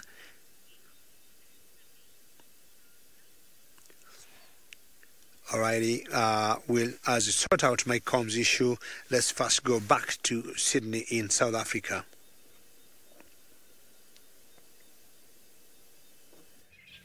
I still have got Hosanna here with me. I can see Hosanna is about to come to the dam, but he is not coming straight. He's coming while he's doing some observation, so I don't want to go much closer because I might disturb him. I can see that he is now scanning the whole area around the dam, so he is right there at the moment.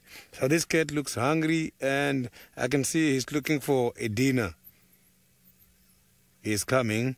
You can see that it's coming. So it's better he approach the dam without me interfering.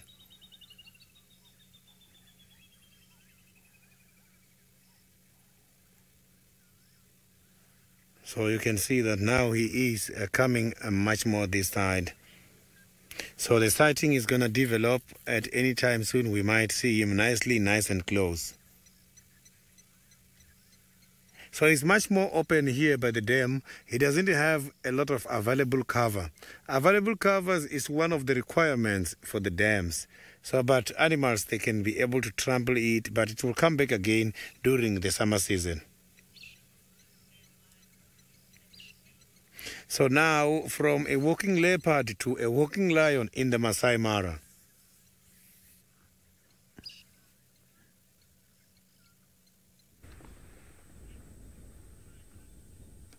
Well, they are up, and they are mobile, and he's got a bit of a scraggly chin. He's been in a bit of a confrontation, this boy. See the hair underneath his chin? Almost looks as if it's been sort of pulled a little bit. Oh, he's walked past the car. Both of them have now walked past. And now we're getting the back of the car in the shot. That's why they got that little fuzzy sort of feeling there. They're going the wrong way. The buffalo are over there, guys. Over there. Well, I'm sure they're probably not hungry. They've had their meal for the week, I would say, after seeing their belly yesterday. So they're now probably going to do a bit of a territorial sort of patrol, using the road, of course. Just in front of us, you can see him there. Two of them. And all we can do is follow and hope that they stop for a moment to let out their Lionian roar. Lionian. I'm saying that completely wrong, I'm sure. So I must apologize to everybody. I made a huge error with that shrike species earlier. That is indeed the lesser grey fiscal shrike, or fiscal, not the northern white-crowned. I thought by seeing them in a group like that, I assumed, and assumptions are the worst things you can do, I thought that it was indeed, but having a look closely and being reminded by a number of very diligent viewers on Twitter, it is the lesser greyback shrike. So I do apologize for that. And the reason why they accumulate in a group like that is they are migratory. So they've probably all bred and they're probably moving off somewhere soon. Palearctic migrants. Or they've probably just arrived, in fact, and they are going to be heading down south. I have seen lesser greyback shrikes in Botswana before. So in the northern parts of southern Africa, Botswana. But I've never seen them further south than that. So they're probably all on their way down now. Oh, there's a big hole there. I might not want to go. That is the hole I was talking about. You're right there, Shapes. We're going to go through it again. Oh, okay. Well, everybody's alive. That's what happens when you make mistakes. Oh, okay. Well, sorry about that. He's having a poo.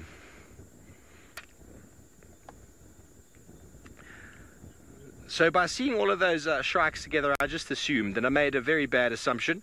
Obviously, a lot of the birds are moving through here on their way down south, and so that is why they accumulate in a large group. But generally, when you see shrikes in a group, they are the cooperative kind, but obviously 17 are way too many to be a cooperative. That'd be sort of more competition than anything else, but they are slowly moving down and will be sort of filling in sort of habitats all on the way down south as they go. So now, number one rule of the bush is do not drive in what he's just deposited on the floor, because well, do I need to explain that to you? I don't think so. So we just got to make sure that we don't drive in it. And I used to work with trackers many years ago. I drove in lion scat a couple of times, and he'd always look at me, because the tracker's job generally is to keep the car clean and have everything prepared. He wasn't very happy with me once or twice. And if you do end up driving in lion scat and then you're in a sighting, it follows you around, you see. And well, if you've never smelt lion scat before, it is the worst thing you can ever come across. The worst thing. Anyway, they're going to continue walking down this road. Where to, who knows. They just can bumble along behind them. I'm going to turn the lights off, James. I'm sure it'll be better for you on the IR. Is that right, or you need my face? Yeah? There we go. Driving blind now.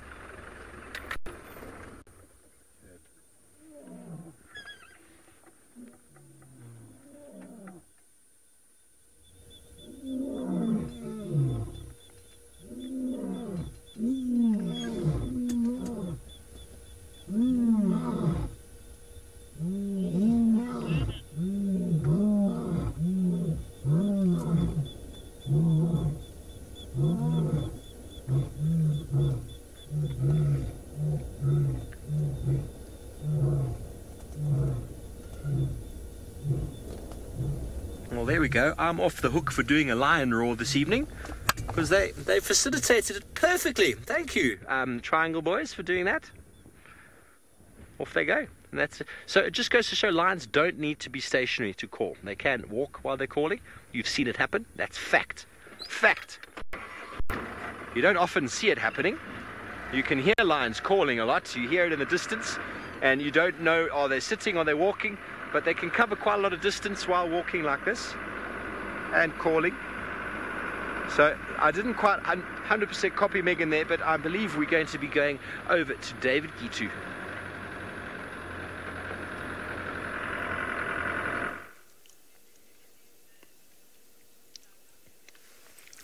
Well, let's see what those lions with Steve will do. But my small future predators are still enjoying the ball of football, and the elephant poo had been pushed almost to the mouth of the den, and it went almost in. And the cab you see behind there, not this one here, the one behind, pushed it out in the reverse, and I thought that was very exciting, eh?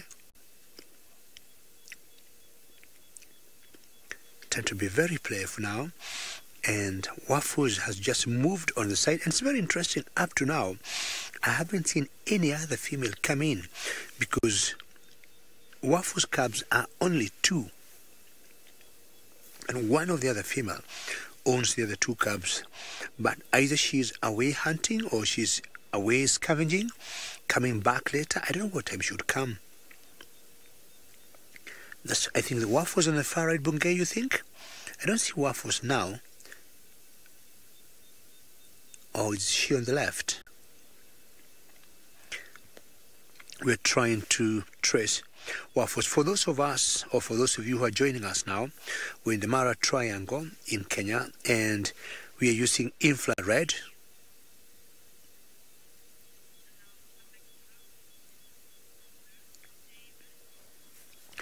David, I may apologize if you might have asked this question before, and thank you for asking it again. And I think your question is, will Waffles allow other cubs that are not hers to nurse from her?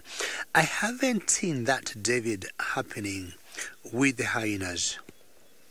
The animals or the predators I have seen doing that are lionesses, where they do what we call allo suckling, and it doesn't matter which cub is yours, you'll get them nursing or suckling any mother. I would not say for a fact, but David, and I'm happy we share the same name, I highly doubt that happens to the hyenas. I think the hyenas, they tend to stick to their own cubs, simply because of the kind of matriarchal system that they have, where the females end up, ranking very highly, especially the ones from Waffles here, who is the leader of this North clan. I highly doubt she'd want any other cub to enjoy her milk and grow and enjoy the food or grow in size, which would definitely cause a bit of competition to her own cubs. So just maybe briefly to answer you back, David, I highly doubt hyenas do that. If you'll be looking or watching carefully, David, the particular 2 cubs that have been running to Waffles and not the other 2, and I'm thinking the other 2, the mother could be either out somewhere, hopefully not in the market, but either, scavenging or looking for food, which happens a lot this time around. I'm not surprised for them to be out now. Hello, cubbies.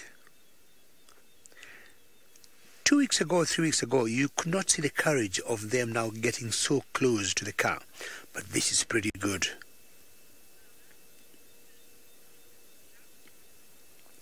And I think we're going to cross to Sydney, I guess.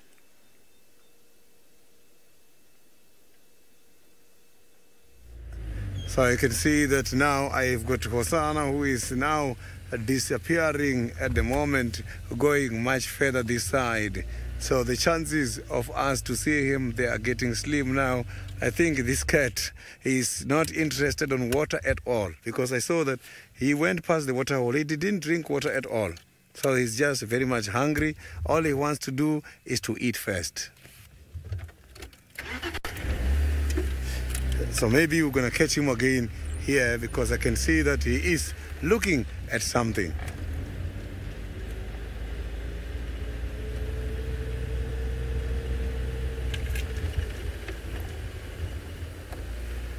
So I can see he is right here. So you can see now he is here listening to something at the moment.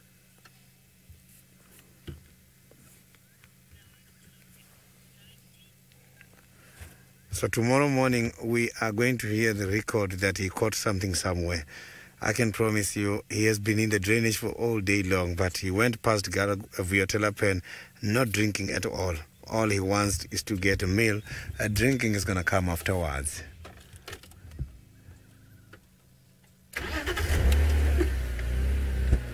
So he's just right here in front of us.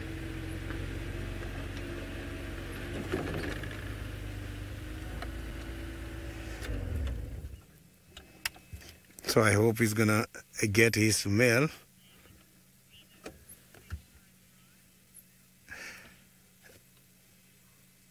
So this is the cat who made us proud this afternoon, as is the cat who completed the Big Five.